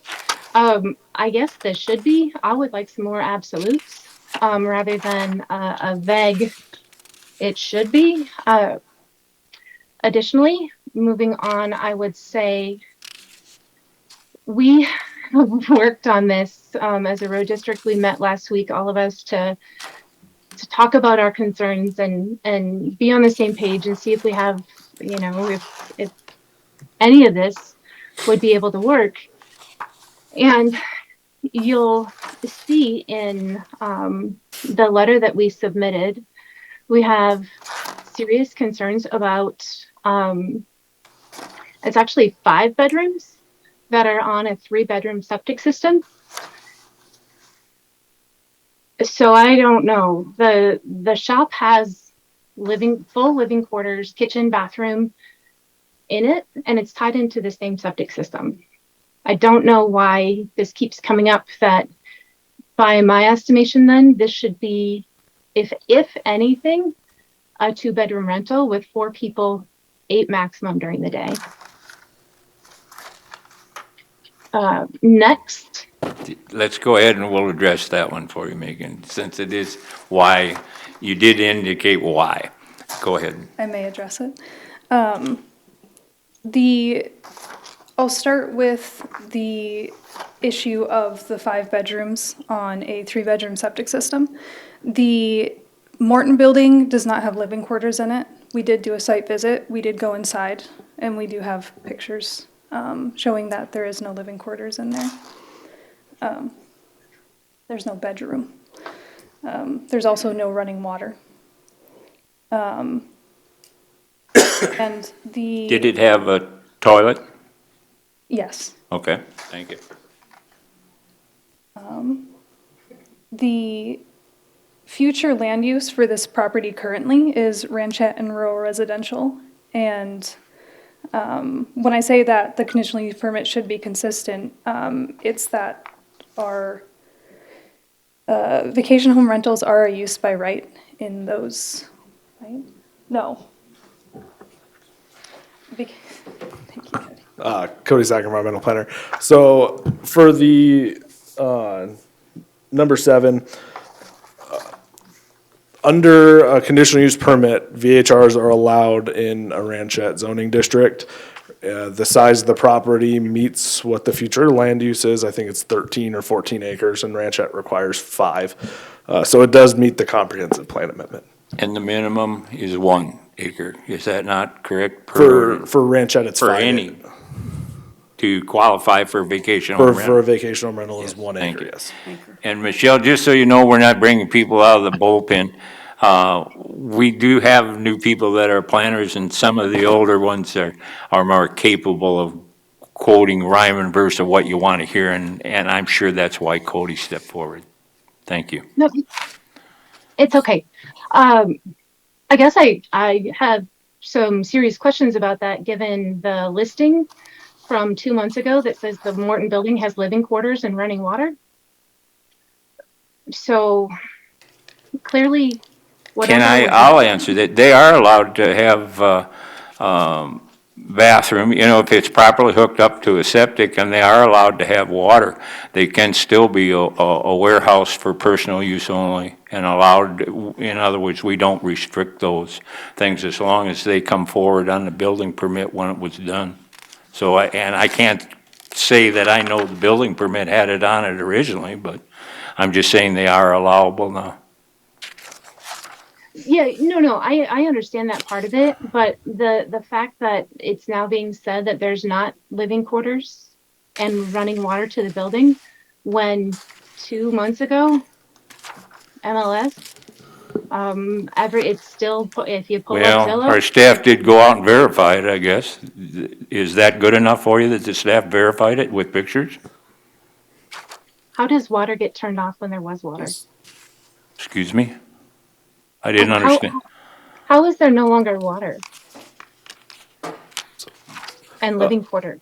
So Cody Sack. Well, there's no bedroom is what the staff had indicated that constitutes living quarters. Go ahead, Cody. That's what you said, it is not? Correct. So Cody Sack, environmental planner. So Megan and I went out there last Tuesday, I believe. We went inside. You walk into the garage, you go to the right, there's double doors. You can go into a room. There's a couch, a chair, 1 sink. There's a toilet and a mini fridge. There's no stove. I wouldn't consider that a full kitchen. There's no bedroom. It honestly looks like somebody used it as an office or a room in a garage. There are hundreds of them in the county that have bathrooms and different things off of their garage. I saw no evidence of it being used as a bedroom.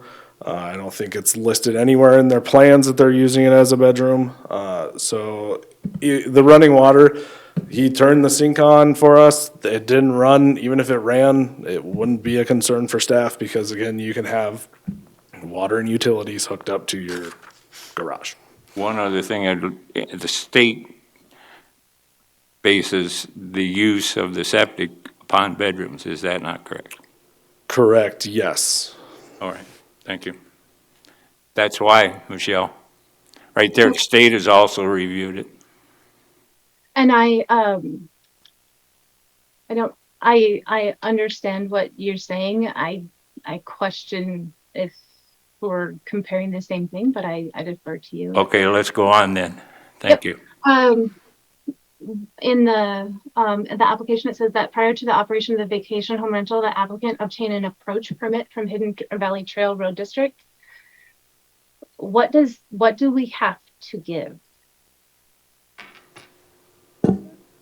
Megan Talmadge, planner.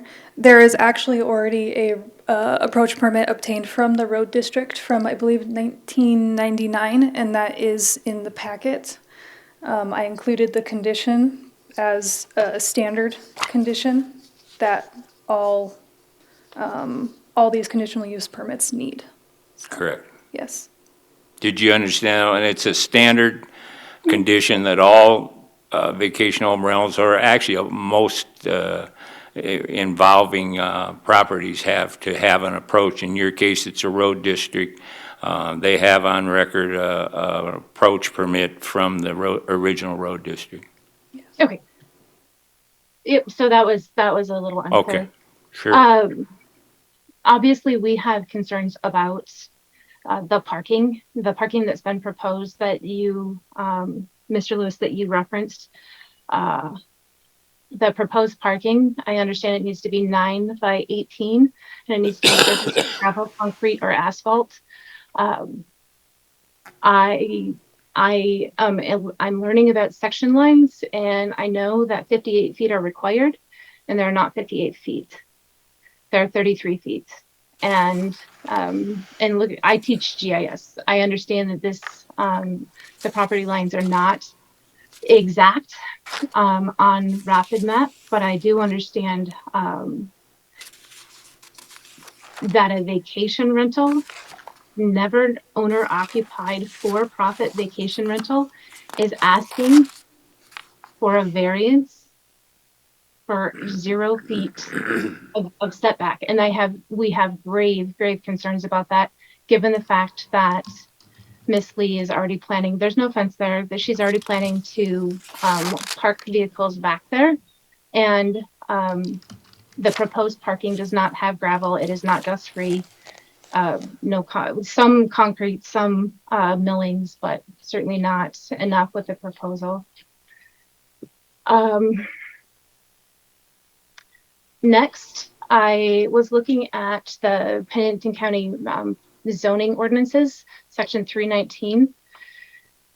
It's the owner of the VHR is ultimately responsible for compliance with the provisions of this section, section 319, including they were to include a site plan depicting the layout of the property, including all existing proposed structures with setbacks, wells and or water lines, on-site wastewater treatment systems, and sanitary sewer lines, and on-site parking spaces. That has never been permitted, or that's never been submitted in any of the paperwork.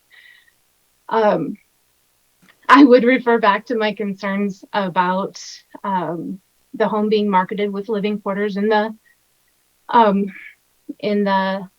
MLS listing. And again, I would maybe agree to disagree, but I really disagree that the wastewater treatment system does not have to be upgraded to 5 bedrooms.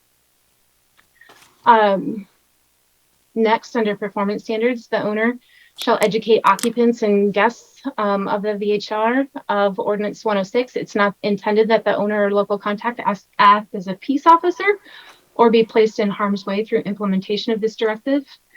That's going to be left up to us because they don't live here. Neither Miss Lee nor Miss Walther lives here. So we have to act as the peace officers of the neighborhood. Next, any lights used for exterior illumination shall direct light away from adjoining properties. Lighting shall be pointed or shielded downward to minimize upward glare. I don't think that has been addressed in anybody's plan. The maximum number of days guests allowed, not to include overnight guests, shall be double the maximum occupancy of the VHR. That's not included anywhere in the plan. And then lastly, as it relates to Pennington County Planning and Zoning, in granting or denying a conditional use permit for a vacation home rental, the Planning Commission and or the Board of Commissioners may consider the provision of a restrictive covenant which expressly and specifically excludes the use of the residence as a vacation home rental.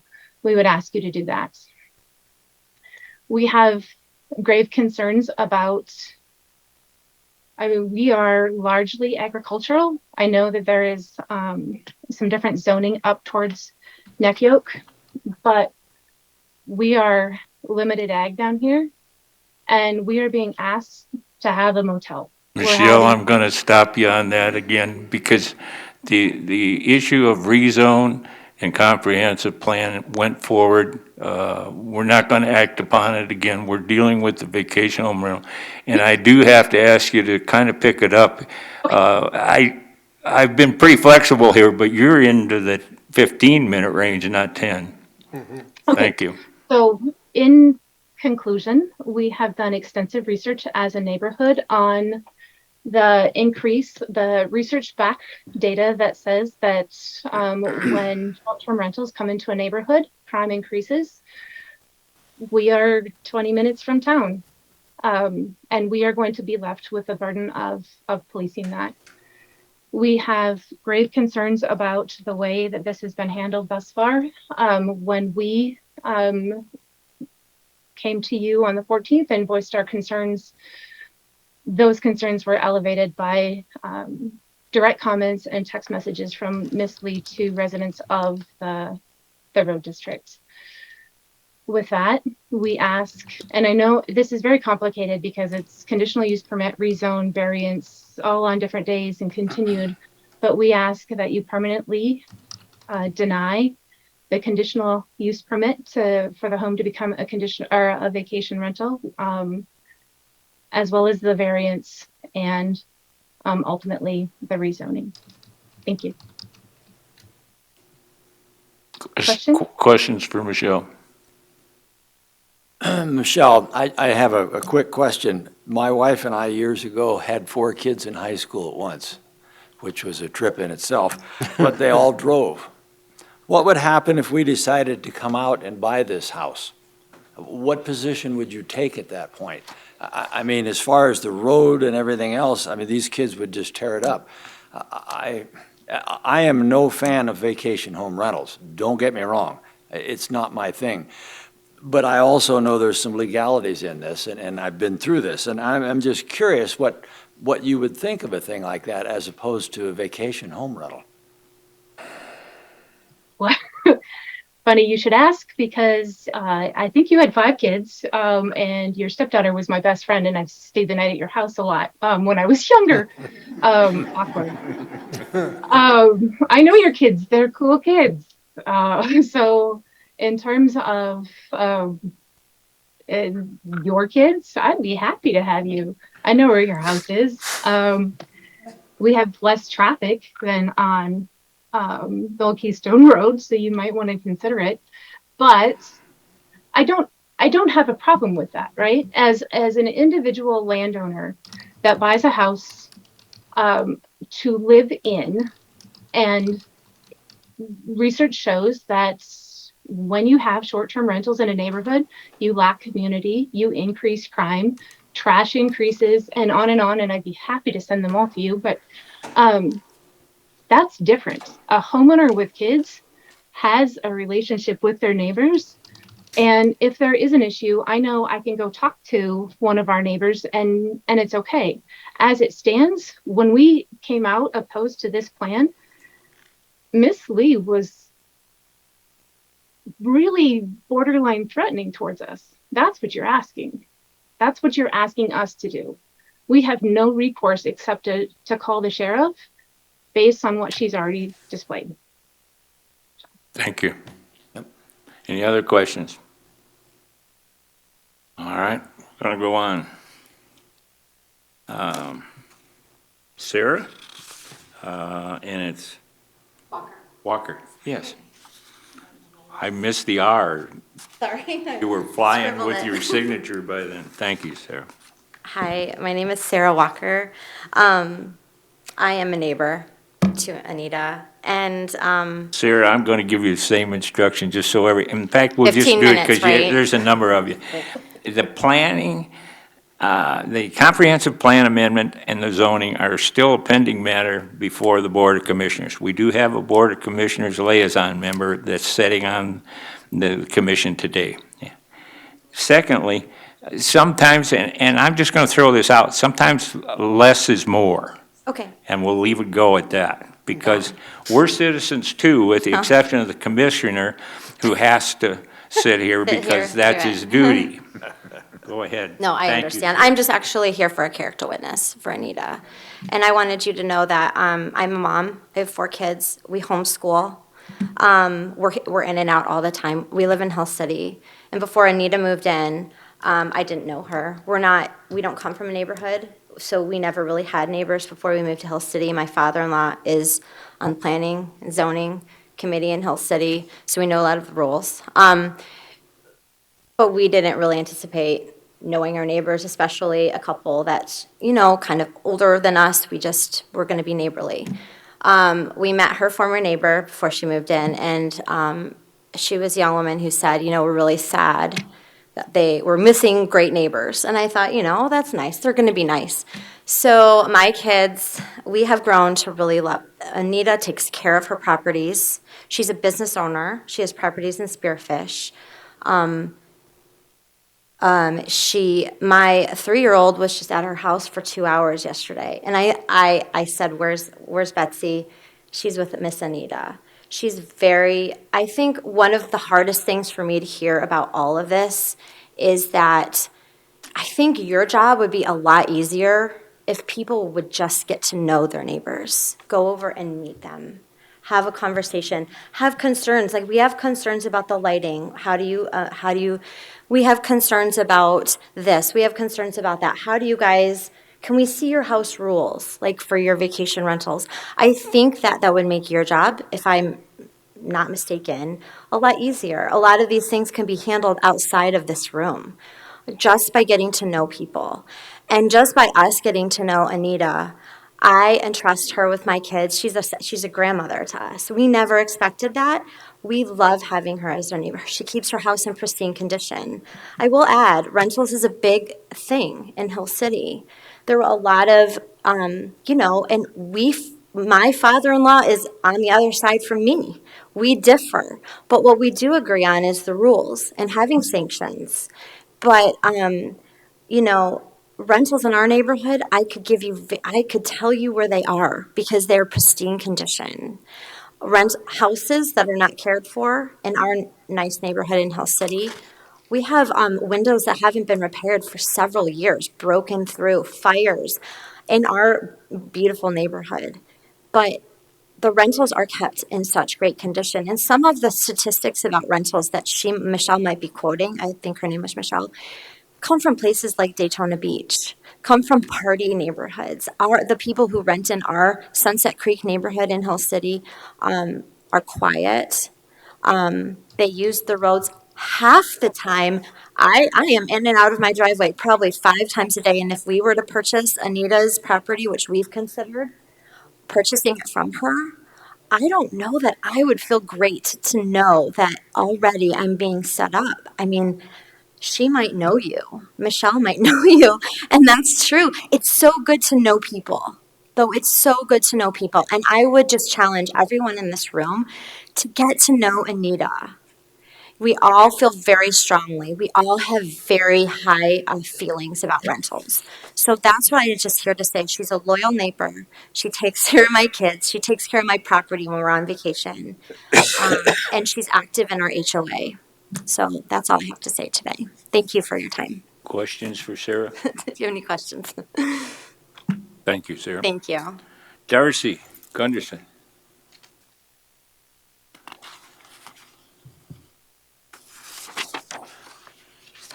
Good morning. My name is Darcy Gunderson. I have a couple of different statements to read. The first one is from me. I live at 23896 Hidden Valley Trail, which is right across from the property in question at 23911 Hidden Valley Trail. I personally oppose the conditional use permit. Again, I had stated on the 14th, one of the reasons was because of the low water tables. And last time in the meeting, the owner stated that she planned to rent out the property as much as possible. Even if she rented out half the year, water usage would be more than a family of 4 living on the property full time. Bedding and cleaning would have to be done after each renter leaves. Renters tend to use more water than necessary, washing clothes, washing cars, etc. Renters have no stake in the property and could care less about their usage. I myself have rentals and have noticed this quite a bit with renters that, they don't really care. They're not paying the bills as far as, the water goes. Over the last 3 years, before Miss Lee purchased this property, the couple that owned it were only there maybe one weekend every 2 or 3 months. They used it as a vacation home. So they weren't there very often. So the well itself was not taxed that much. And so I don't think that that can be accurately judged like we talked about before on the 14th. In addition, the septic system will have to take on extra water usage. The house is a 4-bedroom house with, and I know Michelle talked about this also with the studio apartment in the Morton building. You can turn that water off and on. I mean, if you know somebody was going to come and check it out, you can turn it on. You want to rent it, you can turn the water back on. So, I mean, it's a studio apartment. It may not have an actual bedroom, but it's just like renting a motel room, basically. And my understanding is that the current septic tank is ranked 3-bedroom house, which I think you had stated that she was going to upgrade that.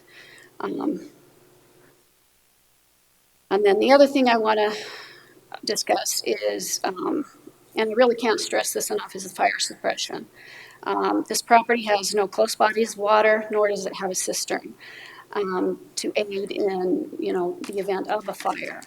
Although the owner states that she can ban fires on this property, there's not going to be anyone there to monitor this, or the renters. And, renters, they don't always do what you want them to do. And it just takes one to have a fire to put everybody in great danger. And if this does happen, all the individuals that live down Hidden Valley Trail, there's no way to get out. And by permitting a conditional use permit, traffic will be increased, and with additional traffic on a gravel road, dust will be increased, which could cause health issues for people with breathing and lung conditions. We do have quite a few older people in the area. Wear and tear, snow removal, and overall noise. Plus, safety of children walking to the bus stop at the beginning of Hidden Valley Trail and Neck Yoke could be an issue. Residents know the times that the kids walk to the bus and are very cognizant about that in this area.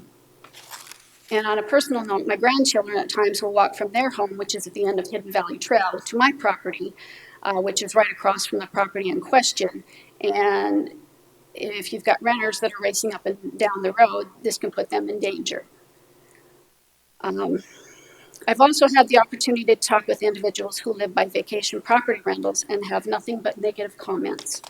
I've been told these rentals are noisy at all hours of the day. There are always more individuals there than authorized. Crime has increased around them, and one area had a burn ban, but the renters were lighting campfires every night, and there was nobody there to police them. Property values have declined for the properties that are near vacation rentals, and multiple cars race up and down the road with little or no respect for the residents that live there. Again, no one comes out to police the area while renters are on site and handle the immediate issues, especially on weekends, and it takes an entire year to have a permit revoked, from my understanding. I don't know if that's true or not, which could affect the quality of life for us residents who live here full-time. Also, because of this conditional use permit, the petitioner has requested a variance which will encroach on my property if the road has to be widened and greatly affects the Williams who live directly next door to this property.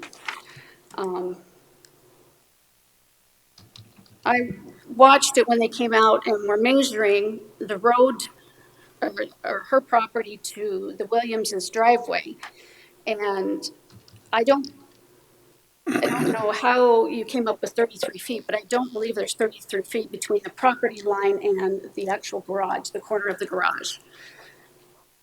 Cul-de-sac environmental planner. So I did some preliminary measurements, but a surveyor was actually out there and surveyed it at 33 feet. So a certified surveyor said it was 33. So is that from their driveway or is that from their property line? Because I seen you, when you 30. were measuring, you went from their driveway to the garage. I actually went from their property line to the very closest corner of the garage to verify closely what the surveyor was saying. And I came out at 33.8 feet, which is 0.8 feet out of the section line, which is why they're requesting a 0-foot setback. Okay, so by looking at it, it doesn't look like it's that large. But anyway, I feel that's, awfully close to the Williams, and, to put those parking spots there, I mean, she's got 13 other acres or that she could put other parking, and I just don't see a need for a variance in that area. But, you know, and if they widen the road, you know, and that was the other thing that picture you show where it had the orange line going through. Do you have that? Right here. My property is right here, the 23896. And here it's showing this line is running on the other side, I mean, quite a bit past the fence line, which is encroaching onto my property quite a bit, where if they had to widen the road, that would take out some trees I had planted. And we also have a wagon that is sitting on an old wagon trail road that, you know, it's an important piece of history that, you know, I'd like to maintain. So that concerns me, where if that road has to be widened, you know, coming onto my property. And I really don't think I would like that. And I just don't see that there's an emergency or an immediate need for a variance of any kind, so she can have this conditional use permit. And, you know, with that said, I think Miss Lee really has little or no regard for individuals that live in this area. And with that being said, I can only imagine how she will be in running a vacation rental. Therefore, I strongly urge you to vote against a conditional use permit for this property. Questions for Darcy? Thank you, Darcy. And I have one more. Yes. Actually, I have two more. This statement is from Clarence Gunderson, my husband. He could not come. He also is opposed to this measure. He's basically stating that we have lived at this property since 2006, and he is also against the variance to build that road over onto our property. We don't know what this new owner wants to do because she has not revealed her master plan, and he states he can only wonder why. He joins with myself and the rest of the landowners of Hidden Valley Trail Road District in opposing the petition for variance, and he feels that it will all be directly and negatively impacted should the measure be permitted. And then he also states about the old miners trail that runs through our property, and it continues on to that little corner there onto Miss Lee's property and goes on to Forest Service.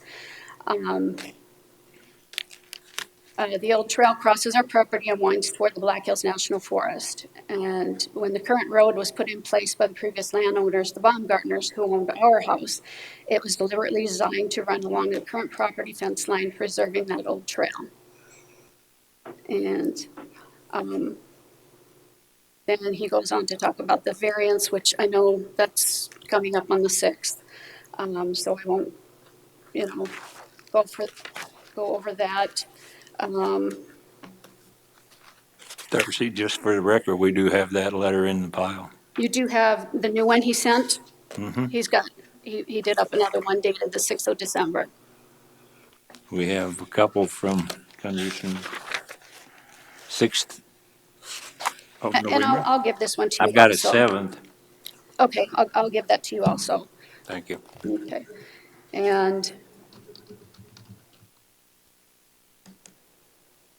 he also states in this letter, of course, that the petitioner will not be living there, and that they say they're only going to rent their houses, so it is not a commercial venture. He feels that it is a commercial venture, which I know we discussed that before. The price they paid for this property far exceeded its appraised value. We believe their goal has always been clear: to maximize their monetary investment through maximum commercial development of their land. They do not care about the community, its history, or its current residents. They have demonstrated as much by this petition. We suspect they plan on making their land into a commercial rental venture, which would include a bed and breakfast, as well as multiple short-term rentals. And then he just goes on to say that they have not disclosed this. I mean, I've not seen anything on it than what we've already been given. He believes that be a negative change, bringing with it a reduction in the valuation of our property and the increased value of theirs. This will be increased traffic caused by utility vehicles and renters, police services, maintenance service, and anything else that the petitioner envisions. And he also talks about the wear and tear on the road, which will increase the need for it to be serviced, especially during the winter months.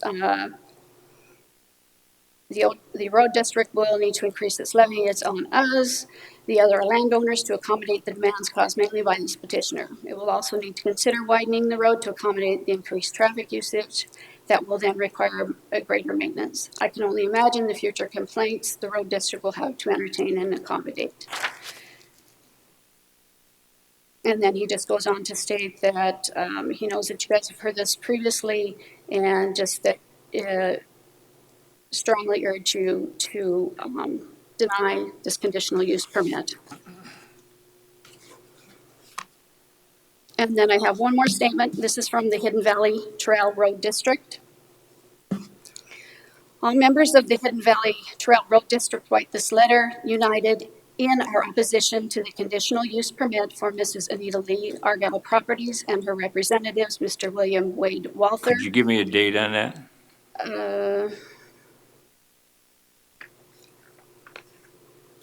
I don't have a date on it. Could it be the 10th of November? No, because it does state in here information about November 14th. All right, well, just a second. We've got several. We get them all. Okay. And Kind of looks like this. It's got a... we got another one, but it still has the date of the 10th at the top. Hi, Megan Talmadge, planner. I believe that was from the 23rd of November. Okay, so you do have that one? Yes. Okay. I'm just trying to be Sure, I under understand. less is more, Darcy. Sure. Nope, I understand. It I gets just don't know what- difficult to go through these folks. I asked them whether they read the agenda in advance. You heard me say that while you were waiting. Yes. And I saw a lot of nodding heads, and I have to tell you, they do. No, I do. I believe you. I didn't know for sure what the date was on this, and if you had received a copy of this. I Yes. don't know. We received two from the road district, and the road district appeared to be, other than Ms. Lee, in objection to this vacation home rental. Correct. All the members. Yes. Well, yes. That's the way I understood it when I read it. Yes. Is that not the way the commission understood it? Thank you. I guess, I'm not trying to say that you can't go through your no, points. no, I'm that's just trying to fine. say that we do read these Yeah, things. if you do have it, that's fine. I don't need to read it. I didn't know for sure if you had received it. And then I know there was another, I must have left it back there, but on crime, did you receive that along with the road commission's letter about the crimes for vacation rentals? Was that submitted also with that? I can't say that. I saw one that had a number of purpose application. No, that's Michelle's. No, we received another one of Hill City Band and Custer Band. You know what it is I'm looking for? Okay, that one I can say I don't know that we have received it. Okay. This was just some research that we have done as far as short-term rentals and the crime increase in the areas. And from my understanding, there is also a proposed plan for Pennington County, but it has not taken into effect, or I don't believe it has been put together as of yet. But we had just submitted this as a reference to show that, there's a lot of different issues with property rentals where the crime has increased, and I'd like to go ahead and submit that also. Sure. That one we should get for the record. I do not have that one at this point in time. All right. All right. Any questions for Darcy? Thank you. Thank you. Now, anyone else? I'm going to, as the chairman, I took the liberty, I'm holding the property agent and Anita to the end so that they can at least, and under efficiency, answer some of these if they desire to. Yes, ma'am. Sure, go right ahead. Please introduce yourself for the record. Joanna Turno, I live at 23966. And the research that was just provided to you was conducted by our neighbor Christina Fisher, and you guys will have time to look over it. One of the items that I would like, that is my main point of concern, the large-scale conversion of housing units into short-term rentals undermines a neighborhood's social organization and in turn its natural ability to counteract and discourage crime. And the thing that I think is just super important is that we have a good relationship with the new owner, because ultimately the enforcement of the conditions of this conditional use permit fall to us. Because as we know, it's a problem in Pennington County. And so if things go wrong and if the conditions are not followed, the burden of that enforcement and the documentation falls to us, the neighbors, which I don't know. We don't know whether it's going to go well or not well. And I think I really wish, hindsight's 2020, I really wish that this home had been purchased with a contingency so that this, work could have been done prior to the close, because they would have found that the neighborhood's not much in favor. However, moving forward, if it gets approved, we just need to work together. And I guess for the record, I'd like it noted that the burden of enforcement is going to fall on us, the neighbors. And so the new owner is asking us because she lives 20 minutes away. So that's it. Thank you. Questions for Joanne? Thank you, Joanne. Anyone else from the audience? Yes, ma'am. Please. Sure you can.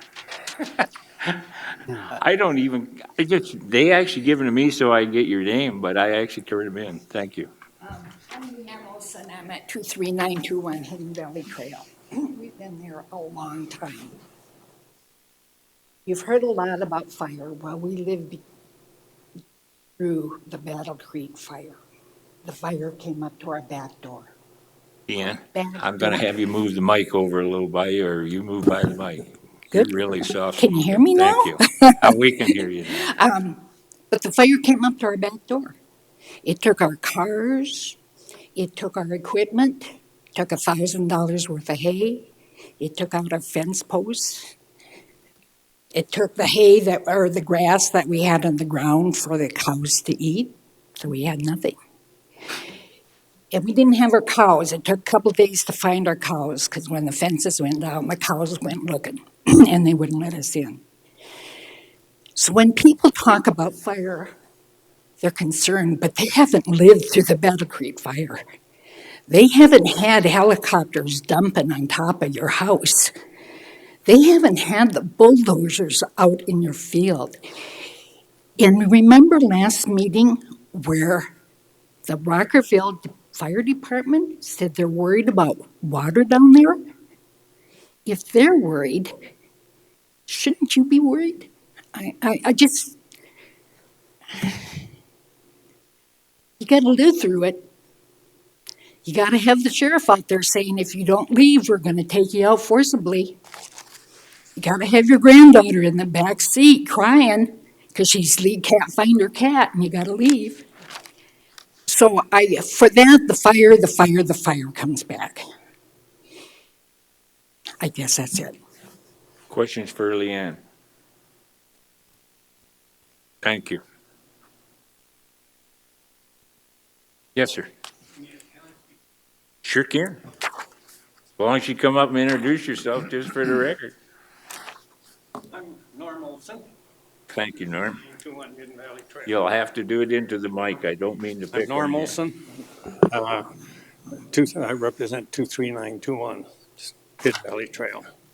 Okay. Nobody's talking about the people that live there. I mean, this country was built on neighbors protecting their neighbors. This woman might be a very nice woman. She's not going to live there. We're going to get riffraff to upper crust people in our neighborhood. How do we protect ourselves? I don't want to have a loaded gun by the door in case somebody comes up. But I really feel you guys are missing the point. You guys are representing the government. We represent the people that live there. Those houses out there right now are people's houses, homes. They live there in security. Their whole life is involved in their property and homes. Now we have people that have property somewhere else that come into our area, and they're tourists. They're here to have a good time. They may have their four-wheeler or not. I mean, we hate four-wheelers, by the way, on our road, but they're there, and we have to live with it. Now you're going to increase it. And these people with their beer cans that, you know, if you're driving down the road and you get an open container, you get arrested. So what do? They pitch it out. We go up and down the road, you can pick up beer cans, and there are a lot of people that drive our road just to see where it goes. They don't do anything. They drive down till they can't go anymore, so they turn around and they go back out again. Now, we have other property near a HOA, or bed and breakfast, you want to call them. Now, those people encroach on our property all the time. We have renters there. They live in their houses. We own the house, but that's their home. And these people that are tourists, and they're here to enjoy themselves, and I understand, that's not a problem. I go someplace on my vacation, I enjoy the country too. But they don't realize that they in turn would not want strangers walking through their yard. The country is beautiful out here, and they're out here to enjoy the outdoors, and they don't drive to Mount Rushmore to look at the woods. They're up there to look at Mount Rushmore, and they look at the woods on going down the highway. Then they come back to their rental, open up their six-pack of beer, sit out on the deck, and turn the music up. And relatives, when they all get together, they are both loud. I have some very loud drinking relatives, but they come to my house, and I don't have any neighbors, fortunately. So I understand, but it doesn't seem like anyone cares about the individual in their house. That's how these wars get started, is because people don't respect other people's property. There's 2 or 3 wars going on right now just for that reason. So I'm just trying to implore upon you to see the point of view of the homeowner, what they are building for themselves and their family, and peace and quiet and security.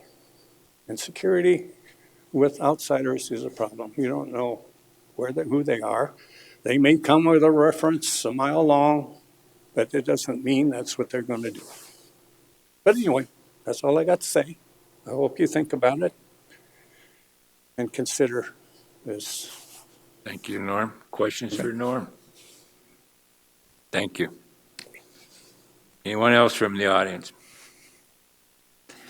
I'm going to have Wade and Anita come together, and you guys please introduce yourself, both for the record. You handle it as you see fit. If Anita doesn't want to, that's fine too, but so that there's and go through what you have to offer. Thank you. And if you would, again, you have to introduce yourself before speaking. Certainly.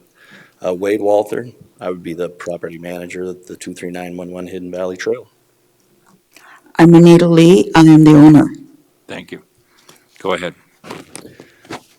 I share the same concerns as everything that was brought forward, actually, because I do think property should be respected. I think rights are a really important thing. I think probably where we would differ from the opposition is I think those protections are afforded to us the same as they are anyone else living in that area. I can't imagine the level of patience that you folks demonstrate in allowing us to speak our minds. But I would make one very, very important distinction. Facts. Facts are vital. It was shocking to me as much as hopefully it was to you to read through some of the information entered on public record from the road district, from various other people there that are factually untrue. You saw photographs, there was an on-site visit taken, there is not living quarters in the Morton building. Could there potentially be? Sure, I suppose so, but it does not currently exist. In fact, the septic system is not connected to the house. These are all facts. I'm not sure at all where their basis comes from. But it's really important for us in weighing a vital decision like this to keep facts at the forefront. Perception does not always equal reality. I think perception and context is an important matter too. I'd like to express to you, I apologize, I'd like to express to you a different viewpoint on vacation home rental. I was afforded the opportunity to go to Yankton a couple weeks back to visit my son who's going to school out there.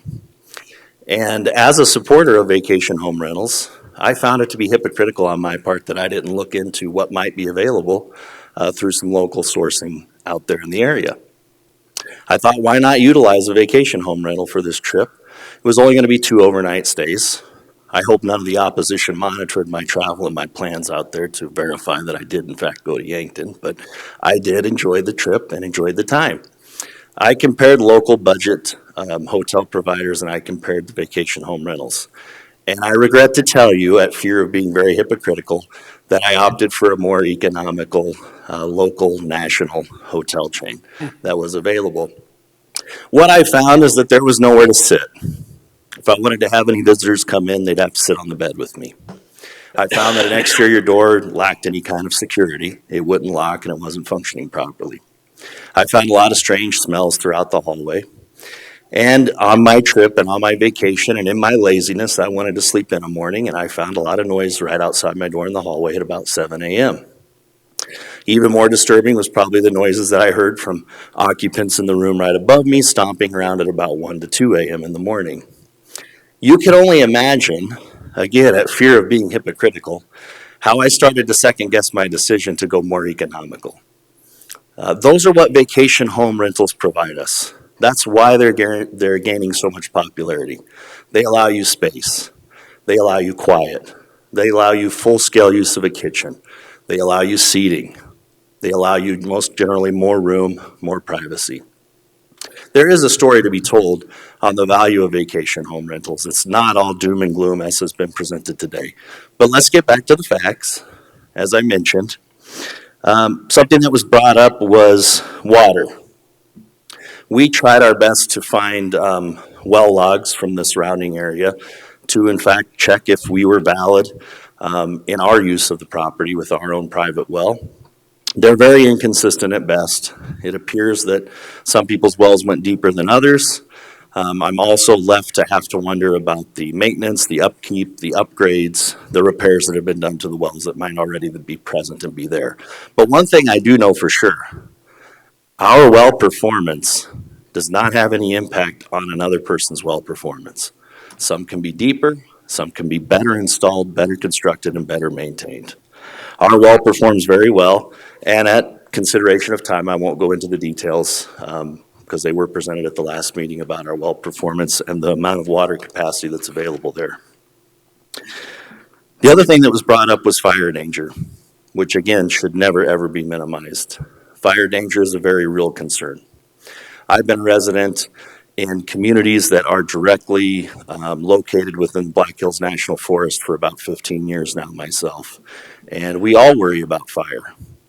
The challenge is with these feelings or these unsubstantiated fears is that you can't inflict more burden upon our property and our operation than you would upon someone driving down the road that might carelessly and haphazardly flick a cigarette out the window.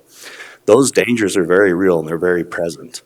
With that in mind, we've taken very conscientious steps within the rules of our home, including penalties that we've outlined within the rules where their stay would be canceled and they would risk forfeiture of retainer or deposit funds that they've put in place. We have a fire extinguisher within 20 to 30 feet of the fire pit area. We also have the ability to hook a hose up and have it right there readily available too.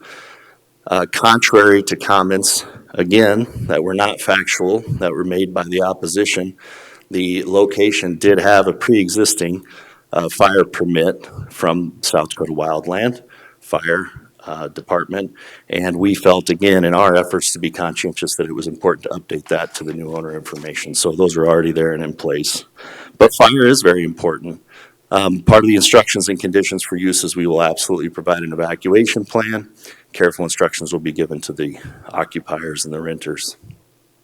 When comments are made about how we'll have no way to monitor this, we've actually proactively taken steps on that as well. We plan to install exterior video monitoring systems that will allow us to see what's happening on the grounds of the property, outside the home, of course.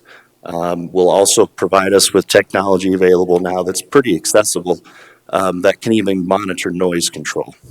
So if noise elevates or if we see alerts from activity or things going on, we'll be very quick to respond. It kind of carries over into the road concerns and objection. We live, both of us, within 10 to 12 miles of the location.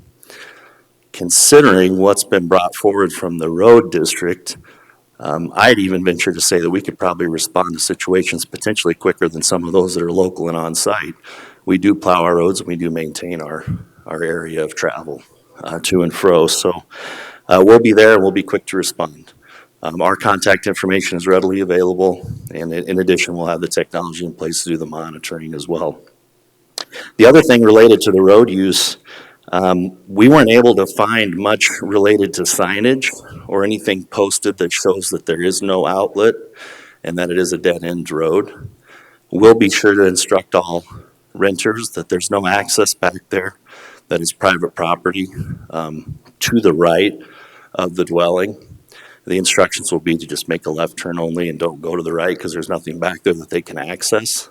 The trails and the main tourist attractions and points of interest would be obviously to the left whenever they go out of the subdivision. We would even be willing, in the spirit of courtesy and good neighbors, to try to work with the road district to potentially put some signage up that alerts everyone that there's no outlet and that it's a dead-end road. I think that would probably do a lot to minimize unnecessary traffic going back and forth. I think the really important thing here, just to conclude, again, is the context and the facts. The reason this property lends itself well and has been recommended for this use with the conditional permit is that it is located very conveniently to local attractions. It is just over 5 miles from Bear Country. It's 3.6 miles from Old McDonald's Farm. It is 1.8 miles from the Gaslight Restaurant right there locally in Rockerville, and it's also about 12 miles from the Mount Rushmore Monument. We chose it for those reasons. We also chose it for the easy accessibility, the paved roads through most and the majority of the travel to the property. Interestingly, we also chose it because there are no covenants or restrictions in place on the property. The most important thing related to the context and the facts is we are not requesting anything inappropriate today. We are not requesting anything illegal, and we're not even requesting anything inconsistent with vacation home use throughout Pennington County. Because of those reasons, we would respectfully ask that the board and the commission approve our conditional use. In response to the fears, and I think they are unwarranted fears, but I did sense a lot of fears on what we intend to do. I brought a copy of the proposed rules for the residents, and these will be put up in different places in case they don't see them once. And when Wade checks them in, he will go through the rules and make sure they are aware of each one and make them sign to agree to the rules. Okay, the maximum number of overnight guests is 6. Can everyone hear me? Mhm. Quiet times from 10 to 8 a.m. or 10 p.m. to 8 a.m. Check in after 3, check out before 11. Property manager Wade and gives his number, and owner gives my name and my number, and then emergency numbers 911, and then non-emergency, which is the phone for the sheriff that's not emergency. Okay, and then the general use. Quiet times are always between 10 p.m. and 8 a.m. Smoking is strictly prohibited on all areas. That doesn't mean in the house. That means everywhere. And that's will be monitored, like Wade said, with the cameras. We intend to watch them. No parking on the road. Please do not block access road to other homes or neighboring driveways. Guests are expected to be courteous to all neighbors and to respect property boundaries. The renter and any occupants are responsible for any disturbances, complaints, or violating any other provisions of house rules, local laws, or provisions. Failure to conform to the occupancy regulations or rules of the vacation home is a violation of county ordinance and may result in cancellation and loss of stay and loss of deposit funds. Now, this is huge. This is why I mortgaged my monthly rental in Spearfish to the hilt to buy this. I have found you can't enforce the rules on a monthly rental. You can't kick them out. I had rules, no smoking. I couldn't even kick out the lady who was smoking marijuana. I had other violators who forced me to repaint the whole building. Violators of rules have cost me so much money. I thought maybe this would be a better way to support myself, and I can enforce it. And I have been told that I'm threatening. I'm a 71-year-old woman with Parkinson's. I don't think I'm very threatening, but he could be scary. I love Wade. I didn't mean that. He's got a heart of gold and disposition like a puppy. But if somebody broke the rules, I think you could make them shape up very quickly. Okay. Pets shall be confined to the orchard kennel area unless leashed. Pet owners are responsible for their pet at all times and shall keep the pet quiet and supervised. Pets are not allowed to roam freely or leave property boundaries. Now, I found out in my monthly rental that you can't ban pets. Found that out the hard way. You can't. Okay, trash items and bags to be placed in trash cans located by back door on patio pad. Trash will be collected and removed by the manager after checkout. Okay, these are important, the use of outdoor fire pit, gas fireplace, and barbecue grill shall not be allowed without the permission from the property manager or owner. True, these people may not be smart enough to know when we have a ban or when the bad weather is, but trust me, we are. We are. I am very cognizant of fire.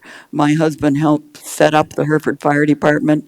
My son and my husband were on it and fought God knows how many fires in all the years we were out there. I was out there 45 years. So we do understand fire. We really do. Okay. No use is permitted when county fire restrictions or bans are in place. And there again, we know. Absolutely no fireworks, and that includes sparklers. Charcoal grills or any other flammable device is allowed by the property at any time. There are no exceptions. Failure to conform to the rules, local laws, ordinances, or occupancy regulations of vacation home is a violation of county ordinance. All children and pets shall be supervised by an adult at all times. Any occupants, children, pets, etc., shall respect privacy, noise, and property boundaries at all times. And as Wade pointed out, we will have the cameras, so we are going to keep track. Any questions? Questions for Wade or Anita? I have one. And fire is on top of my list on these things. Every committee I've ever served on, it's the biggest concern of anybody that permanently lives in the Black Hills. It has nothing to do with our guests. It's probably on the bottom of their list. And that doesn't matter what time of year, whether it's winter or whatever, they tend to have a lack of interest in our fire concerns. I would like it that you list on your rules that you're going to post the day's fire condition. And what I mean by that, it's easy for you to find out, is actually, I can't remember a summer when we didn't have no open flame, period. It was that way that's the fire personnel from the county, the state, the feds, they're all selecting and posting that every day, I believe in the morning, and there's a time on the site that it's the day's conditions. And I would like you to add that it's already posted on your unit, if that is part of your rules, so that the people can know they don't have to follow the internet. Michelle had a fair concern as to whether guests jump on the internet. Actually, I think the guests probably jump on the internet more than the locals, but that is a point. There's some that aren't going to take time to look up to see what it is about an open flame. And And that's of concern to me as a commissioner. that's why the rule that they can't use it without our permission. But we will take that and add that. Sure, We will just post certainly the add daily that. one. It backs you guys up when you say there isn't going to be any today or tomorrow, it looks I like. have a question for Go ahead. that. Are you asking, let's say, assume this is approved, you're asking Miss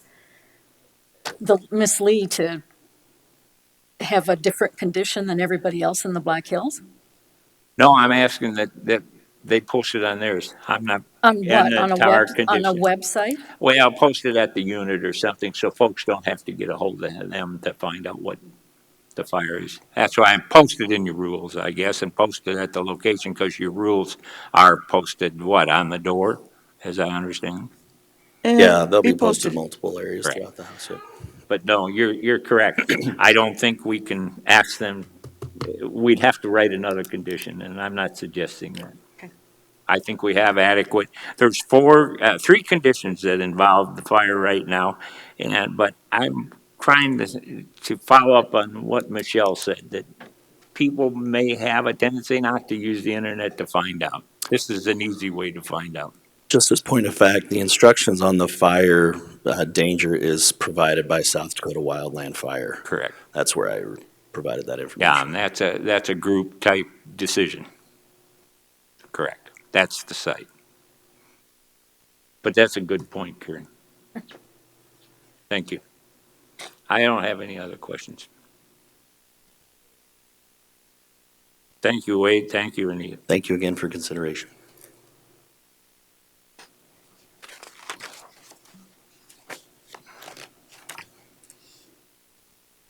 The only thing I'm going to point out, and I know some of the guests have left, the only item that we're looking at is the vacation home rental. I just want that clear for the record. We are not reviewing in any way, shape, or form what is before the Board of Commissioners right now that we've already sent forward in regard to the comprehensive plan or the rezone.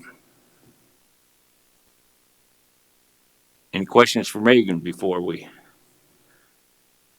Carol, address a motion. May I? Sure you can. I apologize. Do you want to wait until after we make a motion? The discussion is going to be open again.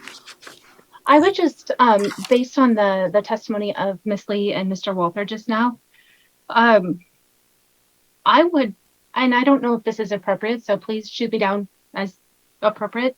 The comment that I've been told I'm threatening and he's scary only adds fuel to the veiled threats that members of the road district have already Anita's already done this. So if it is possible, I would ask Miss Lee to read all of the text to you that she sent to members of the road district so you can see what we're dealing with. I don't know if it's appropriate, but you need to know what you're asking of us, please.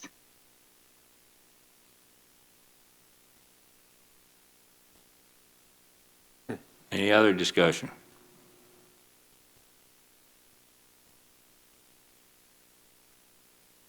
Chair's still looking for a motion.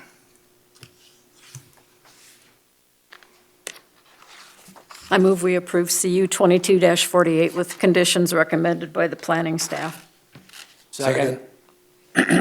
Moved and seconded to approve conditional use permit, CU 22-48 per staff's recommendation with 19 conditions. Is that correct, Megan? 19? That is correct. Discussion from the audience, from the commission. Mr. Chair, Yes. I know that the water is an issue for this entire area. And so hesitancy on my part is only because of the water issue. Any other comments? Yeah, I may remember I voted to deny both the rezone and the replat. But I approve of this. I don't see the water usage being any greater than a single-family home. It may be greater at a specific period of time, but not all year long, like 365 residents. So I'm not as concerned about the water as it would be if it was sold to a single-family residence. It would, as far as I'm concerned, it's the same amount of water. I certainly did not approve of dividing the property for that specific reason. I do not think it's good to tap more wells on additional lots, and I also don't feel like it was the right thing to do for the neighbors of the neighborhood. It's a larger property zoned area, ag zone, and I don't believe that it should be divided further, but I am in support of the vacation home. Any other comments from the audience, from the commission? Go ahead. Mr. Chair, we've had numerous times that the vacation home rental thing has come before us. And like I've said before, I'm not for vacation home rentals. But the fact is, these people have jumped through the hoops. They've done the legal things. I don't know how we can say no at this point. I honestly don't. So not that I love doing this, but I just think that legally, from what we've seen, we're going to have to pass it. Any other discussion from the commission? Mr. Chairman? Yes. I do have a question, and it goes back to a statement made by Wade relative to the septic system for the Morton building. So does that have a separate septic system? Yeah, if you wouldn't mind. Thank you. Wade, you've got to introduce yourself to the, Yep, Wade Walther. To my knowledge, it does actually have a separate septic, but because basically the plumbing and the use of the water and, toilet and all that has been abandoned, I'm not positive on that, but it's my understanding it has a separate septic. Okay, separate completely. It's not connected to any other properties. Right. Okay, thank you, Wade.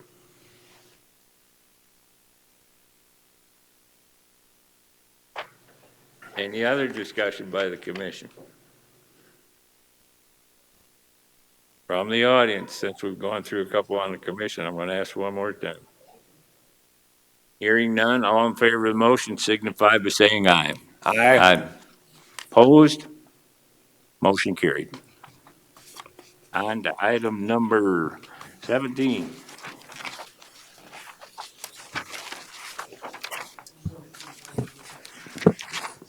Jason Fennison, Assistant Planning Director. Agenda item number 17 is County Board Report. The Board of Commissioners will hear the Planning Commission's recommendations from the November 14th meeting at the Board's December 6th meeting. Okay, items from the public. Staff, don't go away, you might have an item. Any items from the staff? Megan, anything? Okay, items from the membership. And I did kind of ask that it got on, but the holiday, I think, got in the way.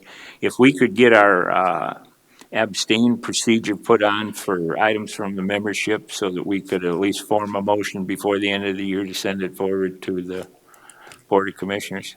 I'll bring that copy by what we wrote up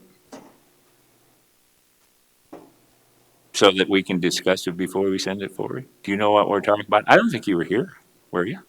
You were gone one day. Isn't that already language in the bylaw? Yeah, it's how abstaining and whether you, how you get to sit in the seat and where you have to speak from and the procedures.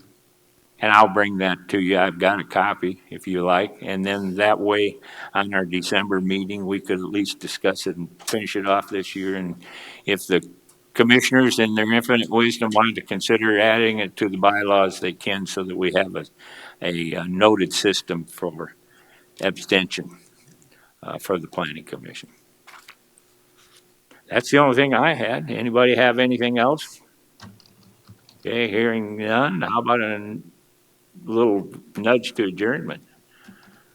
So moved. Second. Moved and seconded to adjourn the meeting. All in favor of the motion signify by saying aye. Aye. Aye. Opposed? Motion carried. Thank you.